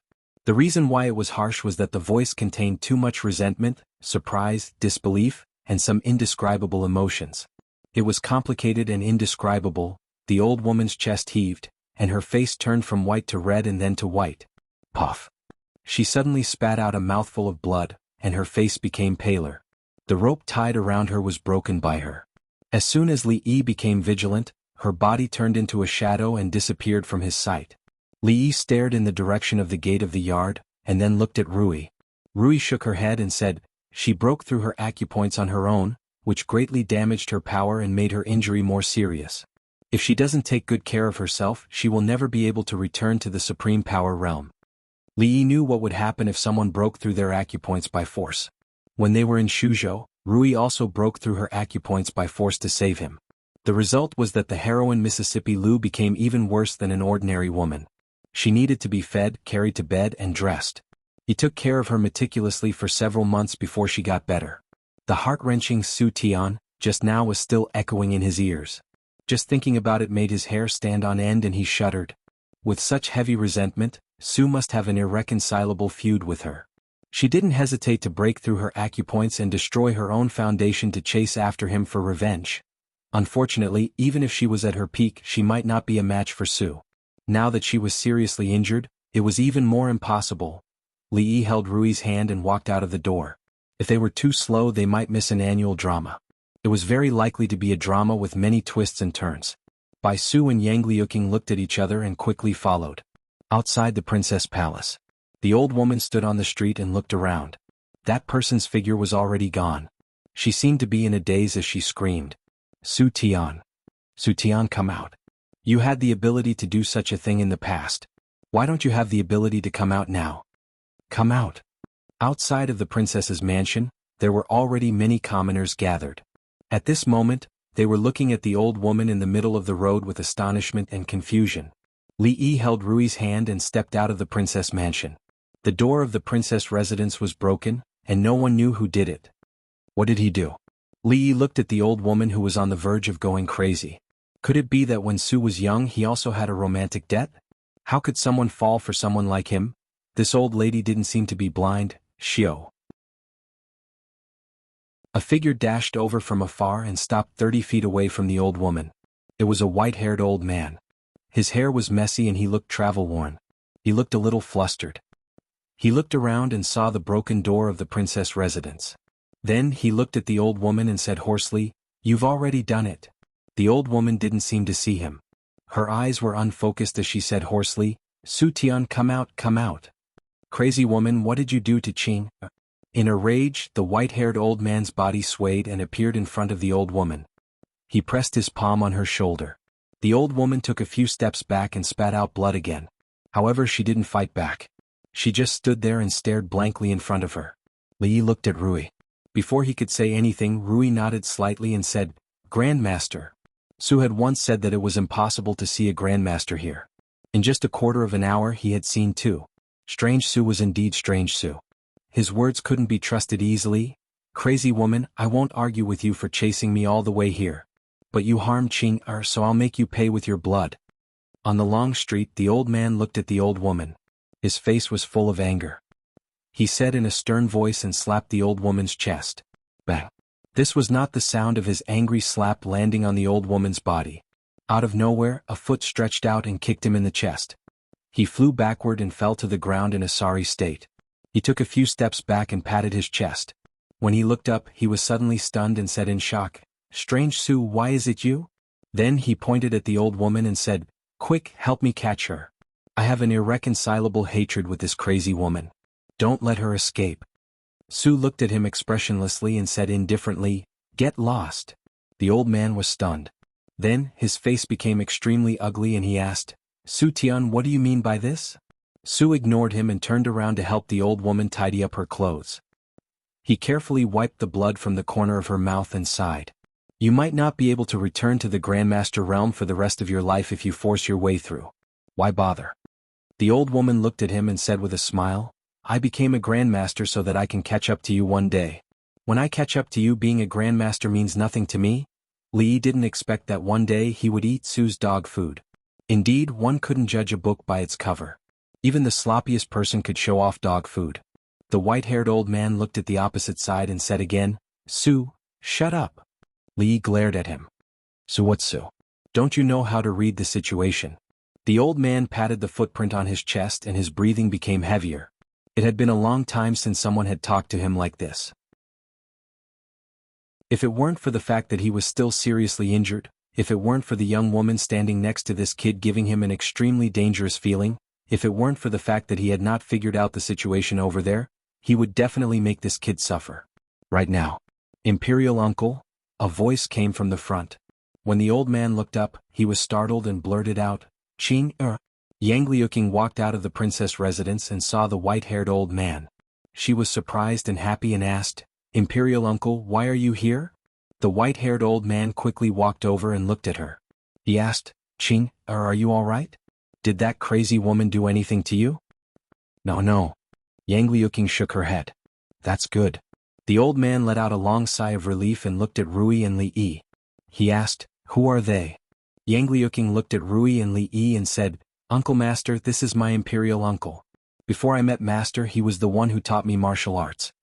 Then she looked at the old man and introduced, "Imperial uncle, these are my uncle masters." "You have a master?" The old man frowned and looked at her. He asked, "What about your other master? Is he also a grandmaster?" Yang Liuqing looked at Rui, who had just walked out of the residence, and introduced, "Imperial uncle, this is my master." With the old man's eyesight, he could naturally see that although the young woman in front of him had extraordinary strength, she had not reached the grandmaster realm. Not a grandmaster? The old man's frown deepened. If he's not a grandmaster, what makes him qualified to be your master? When Li Yi saw that Mississippi Lu had changed from hugging the sword to holding it, he knew that she was starting to get angry. Rui suddenly turned around and looked at Mississippi Lu. She said, "This old man is seriously injured. Don't argue with him." Based on Li Yi's understanding of Rui, who had shared a bed with Mississippi Lu for many years, she did not want Mississippi Lu to suffer any grievances. Therefore, the meaning of her words could be put in another way. "Rui, this old man is seriously injured. He's no match for you now. You can beat him up if you want." Based on his understanding of Mississippi Lu after sharing a bed with Mississippi Lu for one night, Mississippi Lu must have understood the deeper meaning behind Rui's words. Li Yi had a tacit understanding with the two sisters. He caught the scabbard that Mississippi Lu threw at him like a lackey. However, a cold light suddenly appeared in the eyes of the white-haired old man. He was shocked and quickly retreated. He shouted angrily, "What are you doing?" Yang Liuqing's master. Mississippi Lu looked at him and hugged the sword. "Lu Rui, please advise me."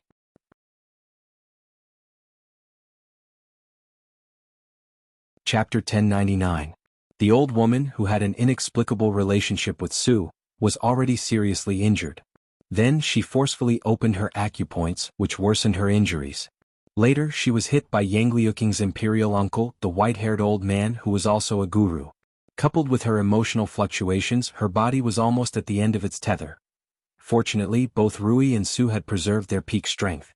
The two gurus worked together to stabilize her injuries. She was still in a coma at the moment, but her life was no longer in danger. As for Yang Liuqing's imperial uncle, the white-haired old man named Yang Wanli, after giving advice to Rui, he looked even more disheveled. He came out after changing his clothes and said something to Yang Liuqing. Everyone who became a guru had their own martial arts. They would have different understandings after learning from different gurus. Rui seemed to have realized something again and hurried back to her room for closed-door training. In the past few years, not only had Li Yi made rapid progress, but Rui had also been busy fighting for territory everywhere, but she had never neglected her practice. Unfortunately, she had not broken through that layer of window paper. "Apart from Miss Rui, your second daughter's aptitude is the best I've seen in my life." Su's eyes were full of praise. He said, "Although she has not reached the guru level, a guru may not be able to do anything to her. Once she encounters her own opportunity and breaks through to the guru level, even I dare not say that I can defeat her easily. Opportunity was an illusory thing. You might encounter it tomorrow or you might never encounter it again. It was as good as not saying anything." However, to be able to make Elder Su say that he didn't dare to say that he could defeat her easily, that was really impressive. One had to know that the Taoist nun was also a guru.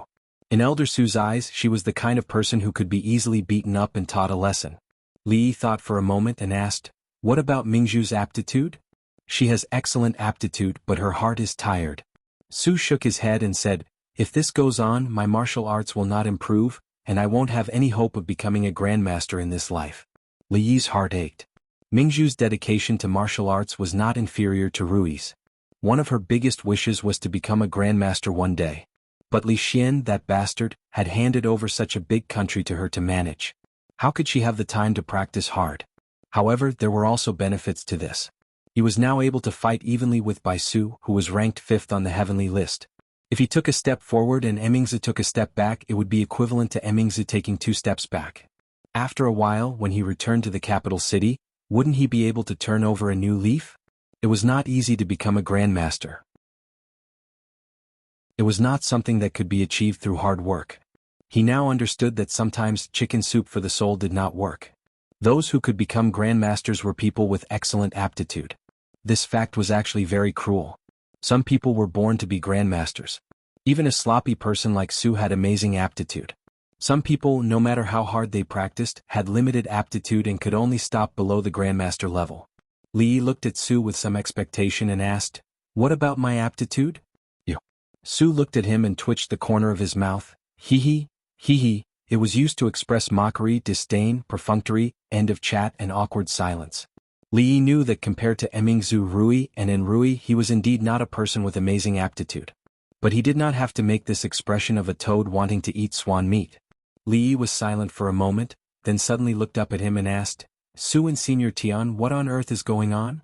Who wouldn't hurt each other? You stab me, I stab you, back and forth, fair and just. Senior Tian was that old woman who was a grandmaster. This time it was Su's turn to be silent. He was silent for a moment and was about to speak when Li Yi reached out his hand and said, don't say it first. Let me guess. The story of the two of them was actually not difficult to guess. Based on old Su's obsession with martial arts, the words that the old woman shouted on the street, and his expression of love, hate, resentment, and joy when he looked at old Su, if he was so stupid that he couldn't even guess the story, how did he get Rui, Zumo, and Ruaching? Why don't I tell you a story first? Li Yi thought for a moment and said, once upon a time, there was a woman in Jianghu who vowed to become a grandmaster. When she carried a sword and rode a horse, she decided to march on the road of a grandmaster without stopping. Suddenly, a man appeared and hugged her tightly, telling her that he wanted to spend the rest of his life with her, see all the romance in the world and taste all the warmth and coldness of the human world. Old Su buried his head even deeper, letting Li Yi know that his train of thought was correct. The woman was very happy when she heard these words. She broke her sword and let go of the horse, wanting to spend the rest of her life with him, see all the romance in the world, and taste all the warmth and coldness of the human world. But when she looked back, he was gone. Li Yi looked at him and said, this is the story of a heartless man abandoning an infatuated woman. Are you that heartless man? I let her down? Elder Su sighed, then shook his head and said, but there's one thing you're wrong about. What is it? She is not a woman in Jianghu. When he said this, there was a rare gentle smile on his face and he murmured, she is a young lady from a rich family. She doesn't know martial arts, but she is well-read, good at singing and dancing and good at playing the zither. At that time when I was practicing, she would always play the zither for me. Wait. Now was not the time to eat dog food. Li Yi couldn't help but interrupt him and asked, you said she doesn't know martial arts? If he wanted to refute him, there was no need to find such a flawed excuse. If a grandmaster didn't know martial arts, then what were they? Su shook his head and said, at that time she really didn't know martial arts. Logically speaking, when she was a teenager she didn't learn martial arts. If she didn't know a cheating martial art like the turtle breathing skill, there was not much hope for her to become a grandmaster in this life, but that old woman should have been a grandmaster for a long time. In such a short period of time she turned something rotten into something magical. Li Yi felt that he might have found a shortcut to becoming a grandmaster. With a face full of expectation he asked, then how did she become a grandmaster? Because she has a good aptitude. Su looked at him and said with a face full of disdain, her aptitude is far better than mine, thousands of times better than yours. Li Yi felt like he had been hit by another arrow in his chest. The older the ginger, the wiser the fox. After going around in circles he was still asking to be humiliated. However, when he looked up, he found that Su's face did not look proud at all. Instead he looked a little pained. Li Yi sighed and asked, do you regret it? I don't regret pursuing martial arts. I regret betraying her. Li Yi thought for a moment and asked again, If you regret it, why don't you go to her?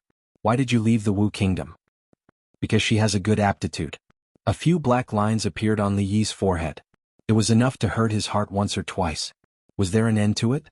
Su looked ahead and said, back then I made a bet with someone. Whoever became a grandmaster first would be the winner. For the sake of my reputation, I left her and cultivated in seclusion. Li Yi still didn't understand and asked, what does this have to do with you leaving the Wu kingdom and not going to her? As I said, she has a good aptitude. Looking ahead, Su looked a little frustrated and said, after I left, she began to practice martial arts. Before I broke through to the grandmaster level, she had already broken through. Li Yi was stunned, and then his expression became strange. This might be the saddest story he had heard this year. Su continued. After she became a grandmaster, she began to hunt me all over the Wu kingdom. I had no choice but to leave the Wu kingdom. Later, I didn't dare to go back to the Wu kingdom even after I became a grandmaster. Before I became a grandmaster, I was no match for her. After I became a grandmaster, I was still no match for her. All these years I've been desperately practicing martial arts and improving myself, just so that one day I could come back above board. But I didn't know that after she broke through, she couldn't let go of the knot in her heart. Over the past decades, her martial arts didn't improve but regressed.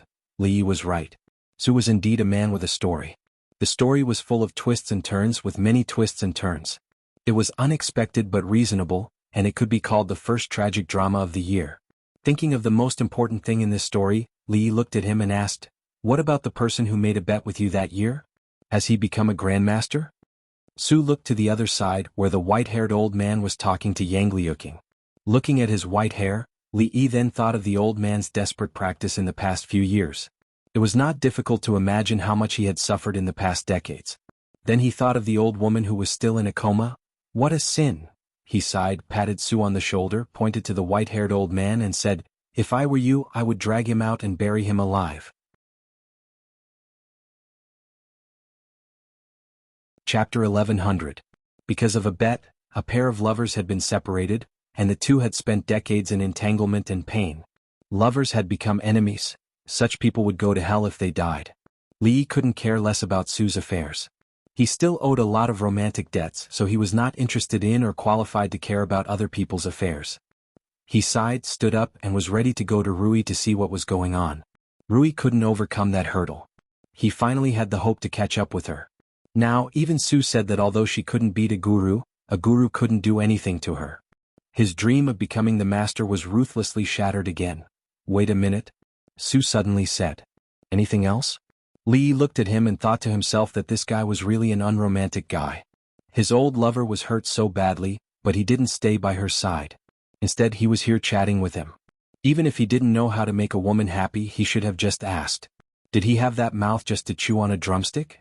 Why didn't he know why he had been single all his life? He should have been more careful. Su looked up at him and said, although you don't have a good aptitude for martial arts, you know how to make a woman happy. Teach me? Li Yi shook his head and said, you're wrong. I don't have a good aptitude for martial arts, and I don't know how to make a woman happy. You can ask the one who made the bet with you. Maybe he knows. If he knew, he wouldn't have lived alone for the rest of his life. Su looked disdainful, then looked at Li Yi and said, I take back what I said just now. Although your aptitude is mediocre, with the help of magic skills, it's still possible for you to enter that realm in the future if you have the opportunity. Li Yi felt that his greatest weakness was that he was soft-hearted. Even though he had just been stabbed in the heart, he thought about how Elder Su had helped them a lot over the past few years. Elder Su had worked hard and was often abused by second-grade uncle, so he sat down. Considering your situation, I won't teach you the 36 stratagems of picking up girls. You can't be so boring. I'll teach you the 500 lines of love first. Remember it carefully. Su was actually quite amazing. He didn't need to pick up girls, and the girls would come to him on their own. Their relationship was also vigorous and not conventional at all, being hunted by a grandmaster-level lover all over the world, hiding for decades. How could there be a second romantic love like this in this world? This kind of romance could only be compared to the first day he came here, when Rui snatched him up the mountain and gave him to Rui. After a while, Su walked out from inside and said, that senior has woken up. Li Yi looked at Su and gave him an encouraging look. Su took a deep breath, stood up and walked inside. Li Yi saw Rui and Ruoqing walking over from the side. Rui looked at him and asked, How come I've never heard of hubby's 36 stratagems for picking up girls? I've never heard of 500 lines of love either. Where did hubby use those words of love? Li was stunned on the spot. Rui looked at Ruoqing and asked, have you heard of it? No. Ruoqing shook her head with a smile. Rui looked at him and asked, did you say all those words of love to Sister Zuemo? Many people had died in Sangzhou. Zuemo felt that Li Mu was still young and not suitable to stay here, so she took her back to Rui City very early. Li couldn't explain himself for a while. In all honesty, he had always treated them with sincerity. He had never used these superficial things without any sincerity. Ahem. What are you talking about? How can I favor one and discriminate against the other? There's no such thing. Li coughed lightly and said, let's go watch the fun and bring me a handful of melon seeds. Su had been insensitive for decades and had only learned a little theory. It was difficult to apply it to practice. Li was really worried that he would mess things up. That senior was already seriously injured. If he was a little more agitated, the consequences would be unimaginable. He sat on a stone chair on the other side of the yard. From here he could see into the room. He ate melon seeds while paying close attention to the situation in the room. In the room, the old woman was lying on the bed with a pale face. Su walked over, put a quilt behind her and helped her sit up. Then he sat by the bed. The two of them didn't look at each other and were silent. The frequency at which Li ate melon seeds slowed down. After waiting for a while, he saw Su take out something from his sleeve and say, do you want some candy? Although they were far away, Li still saw it clearly. It was a piece of white rabbit creamy candy. White rabbit creamy candy? He had just said that women like surprises and romance. From time to time he would give them some small things. They didn't need to be expensive to please them. How did he interpret small things as white rabbit creamy candy? Li felt that he should give up. In fact, he and Yang Liuking's imperial granduncle seemed more compatible. However, what happened next was completely out of his expectations. Su handed the white rabbit creamy candy to her and asked, do you want some candy? The old woman on the bed nodded and said, yes. So Su peeled off the wrapper and put the milk candy into her mouth. He asked, is it sweet? The old woman nodded again. Sweet. Sweet, it was really sweet. The melon seeds in Li Yi's mouth tasted like dog food. He vaguely understood one thing. Whatever methods of picking up girls, whatever theories, they were all fake. As long as the girl's heart was filled with you, there was no need for any other tricks. Even if you gave her a piece of white rabbit creamy candy, it would still be a trick. He suddenly remembered a sentence. That day he accidentally saw a book called Mandarin Duck Handkerchief in Mississippi Lou's room. There was a sentence written in it. He forgot the original words, but the general meaning was that if a man really liked a woman, he would love everything about her, even if it was something bad in the eyes of others. On the other hand, when a woman liked a man, it was the same. In this very feudal era, the author of the book was really a god to be able to write such a thought-provoking philosophy. In the room, the old woman looked at Su and asked, don't you have anything to say to me? Yes. Su thought for a moment, looked into her eyes, sighed and said, there was once a sincere love in front of me, but I didn't cherish it. When I lost it, it was too late to regret it. If God could give me a chance to start over. Bah. Li Yi spat the melon seed skin on the ground. He couldn't listen anymore and turned to leave. Before leaving, he looked back and saw the old woman sitting there in a daze. Her face was touched and tears flickered in her eyes. When Li Yi walked past Yang Liuking and the old man was talking to her. This time, you were able to conquer these provinces in the northwest. It is indeed beyond my expectations. The old man sighed and said, this old man only hates that I didn't kill that beast with my palm. My young royal family wouldn't have withered to this extent. Yang Liuking lowered her head and didn't say anything. The old man suddenly looked at her and asked, everyone says that Fu Er was assassinated and died. Is this true or false? Yang Liuking looked at him. After a moment, she shook her head and said, Yang Fu is still alive. That's great. The old man called Yang Wanli stood up and said, I heard that you have the weapons of the Jing Kingdom's army. It is extremely easy to break through the walls and attack the city. Yang Zhe has already betrayed the people.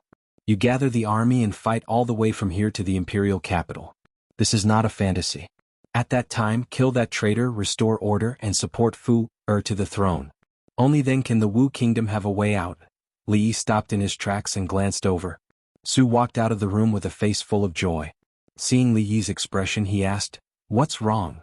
Li Yi looked at him and said, about what I just said to Elder Su, you should reconsider it. Su was puzzled and asked, "Think about what?" Li Yi sighed and said, "Just bury him." Chapter 11:01. This old man also did not expect that you would be able to obtain so many divine weapons from the Jing kingdom. With the help of these things, as long as you have more than 100,000 soldiers, you will be invincible and invincible. No city will be able to stop you. In at most a year, you will be able to subdue all of the provinces and counties of the Wu kingdom and bring your army to the imperial capital. The old man called Yang Wanli spoke in high spirits as if he had already seen the scene he had described. He was completely unaware that the atmosphere had already quietly changed. Yang Liuqing lowered her head with a complicated expression. Li Yi's gaze suddenly became emotionless. Su Tian looked at him and slightly shook his head. Yang Liuqing raised her head to look at Li Yi. Her lips moved. Although she did not speak, Li Yi understood her expression and did not say anything for the time being. Soon after, she turned her head to look at the white-haired old man and said seriously, "Imperial uncle, I want to be the emperor.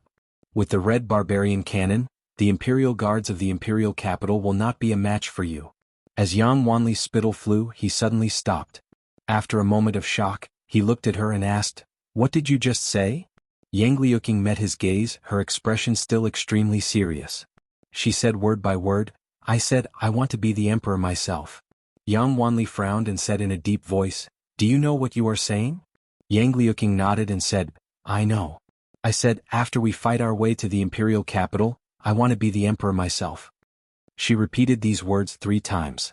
Each time her expression became more and more serious, but each time her tone became more and more indifferent. It was as if she was saying something insignificant. She was not discussing it but announcing it. "A bunch of nonsense, a bunch of nonsense." The white-haired old man looked at her. Before he could reprimand her, Su patted his shoulder and said, "Come with me." The white-haired old man glanced at Yang Liuqing and followed Su to the other side. Su stopped and turned his head to look at him. He said, "You better give up on your previous thoughts." Yang Wanli frowned. "Su, what do you mean by this?" "I've seen Yang Fu."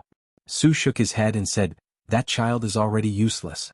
Rather than letting him become the emperor, it would be better to let the Wu kingdom continue to be in chaos." Yang Wanli glared at him and said, "Speak clearly."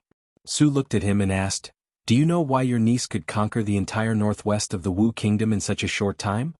Because they have the Jing kingdom's Tian Fa and the red barbarian cannon." "Do you know where these things came from?" Yang Wanli was stunned, then shook his head. "That's Jiang of Silla from the Jing kingdom. He gave me these things." Su pointed at Li Yi and continued, "You may not know who Jiang of Silla is, but it doesn't matter. All you need to know is why he helped your granddaughter." "Why?" "His disciple sprained his ankle." Su looked at him and said, "Because of that idiot grandson of yours? You may not believe it, but because of this simple reason, the world he obtained by killing his brother and father was gone with a bang." After listening to the story, Yang Wanli was stunned. When he came back to his senses, he looked at Su and asked, "Do you think I'm muddle-headed?" Su didn't answer. He looked at him and said for the last time, "The world of the Yang clan can fall into anyone's hands, but it can't fall into the hands of that idiot grandson of yours, and it can't fall into the hands of Yang Fu. Do you understand?" Yang Wanli looked at him for a long time and said in a deep voice, "What if I object?" "I will first cripple your martial arts." Su looked at him and said, "Don't look at me like that. You're no match for me right now. You can't even beat the second young mistress. Even if you're not injured, I can still cripple your martial arts." Yang Wanli didn't doubt his strength. Although he was injured, his eyesight and perception were still there. He didn't want to admit it, but he had to admit that the current Su was very strange and he couldn't see through him. On the path to becoming a grandmaster, he had at least taken a big step ahead of them. Yang Wanli looked at him calmly. "We've been friends for decades and you want to cripple my martial arts?" Su shook his head and said, "I'm just advising you. Other than your granddaughter giving up on this herself, no one can stop her. You can't, I can't, and your grandson can't either.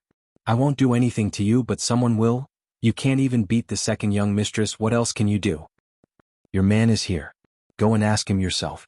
Seeing Prime Minister Wang walk in, Su looked at him and said to him, "I'll give you one last piece of advice.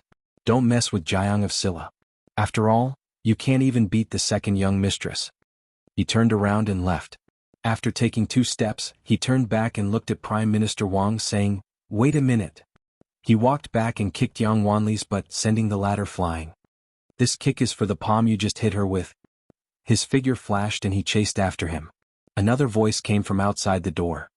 This kick is for making her chase you for 2 months. This kick is for losing a bet with me. This kick is for my own will. Seeing Su walk in, Li asked, "Is it done?" Su nodded and said, "Don't worry. He's not a stubborn person. Otherwise he would be the martial emperor now." "I'm not asking him." Li shook his head. Did it make any difference whether the old man did it or not? He couldn't even beat Rui. If he didn't listen to him, he could just drag him out and bury him. He looked at Su and said, "I'm talking about the one in the room." Old Su blushed, which was rare. This was the first time that Li Yi had seen admiration on his face. Su nodded and said, "You taught me a good way." Li Yi shook his head. It wasn't that he taught him a good way. It was that the old woman's feelings for him hadn't diminished after decades. Instead, they had become more and more mellow. He didn't believe that he could give a white rabbit creamy candy to a random girl on the street and hold her hand and say sweet words to her. It would be strange if the old hooligan didn't arrest him to take him to the officials. "Uncle." Yang Liuqing walked to his side and said in a low voice, "You are the future empress. You have to show the aura that you used to talk to your uncle just now." Li Yi looked at her and said, "Stick out your chest and raise your head." Bai Su was standing next to Yang Liuqing, shoulder to shoulder. She didn't notice it before, but when she raised her head and raised her chest, the contrast between the two was a little obvious. Bai Su was very sensitive to certain things. She immediately noticed the difference between the two. She glared at Li Yi fiercely and turned away. Li Yi just wanted to cultivate Yang Liuqing's confidence. This time he really didn't do it on purpose. But then again, Mississippi Lu's apprentice really didn't embarrass her. He didn't want to say that. What he wanted to say was that the current Yang Liuqing had already made him very satisfied. The words she said in front of old man Yang just now were neither servile nor overbearing. She was unquestionable. She already had a little bit of what an empress should have. On one side, Yang Liuqing raised her chest and raised her head. On the other side, Prime Minister Wang was scolded by old man Yang. "What kind of prime minister are you? You actually didn't tell me such a big thing. The former emperor handed King Jing to you. How did you teach him? How did you teach him to be like this? How did you face the former emperor?" After scolding Prime Minister Wang, Yang Wanli finally vented his anger. He strode over, looked at Li Yi and said, "Jiang of Silla, come in with me." "Don't worry."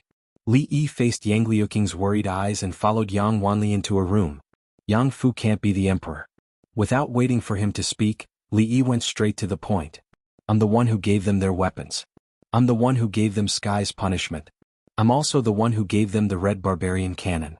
I'm also the one who came up with their revolutionary plans. Do you think that I did all of this because I have too much money to burn?" Yang Wanli looked at him and said aggressively, "You gave her weapons, Qianfa and the Red Barbarian Cannon. You helped her make a plan to make her the next emperor of the Wu Kingdom. You must have a motive for everything you do. If you didn't do all of this because you have too much money to burn, then tell me, what are you after?" Li Yi really wanted to tell him that he actually did all of this because he had too much money to burn. Yang Liuqing was Rui's disciple and his martial nephew. Even if he wanted to burn money, burning it on her was obviously better than burning it on someone else. Moreover, this money was just an investment. There would be generous returns in the future. Most importantly, this money also carried a great dream of his. Of course, none of this had anything to do with this old man. He didn't need to explain it to him. Li Yi looked at him and said calmly, "She is my martial nephew. I am willing to help her. You don't have to worry about me. You must have a motive for giving." Yang Wanli looked at him and a thoughtful expression appeared on his face. After a moment he seemed to realize something. He suddenly slammed the table and said angrily, "You beast! She is your martial nephew." You're tuning in to the Han Li's Wuxia Chronicles YouTube channel. We're so grateful for your support, and don't forget to subscribe to join us on this incredible journey through captivating stories. Your generosity through donations truly makes a world of difference, as it's the primary source of revenue that allows me to expand and enhance this channel for you. Thank you from the bottom of my heart for being a part of this adventure.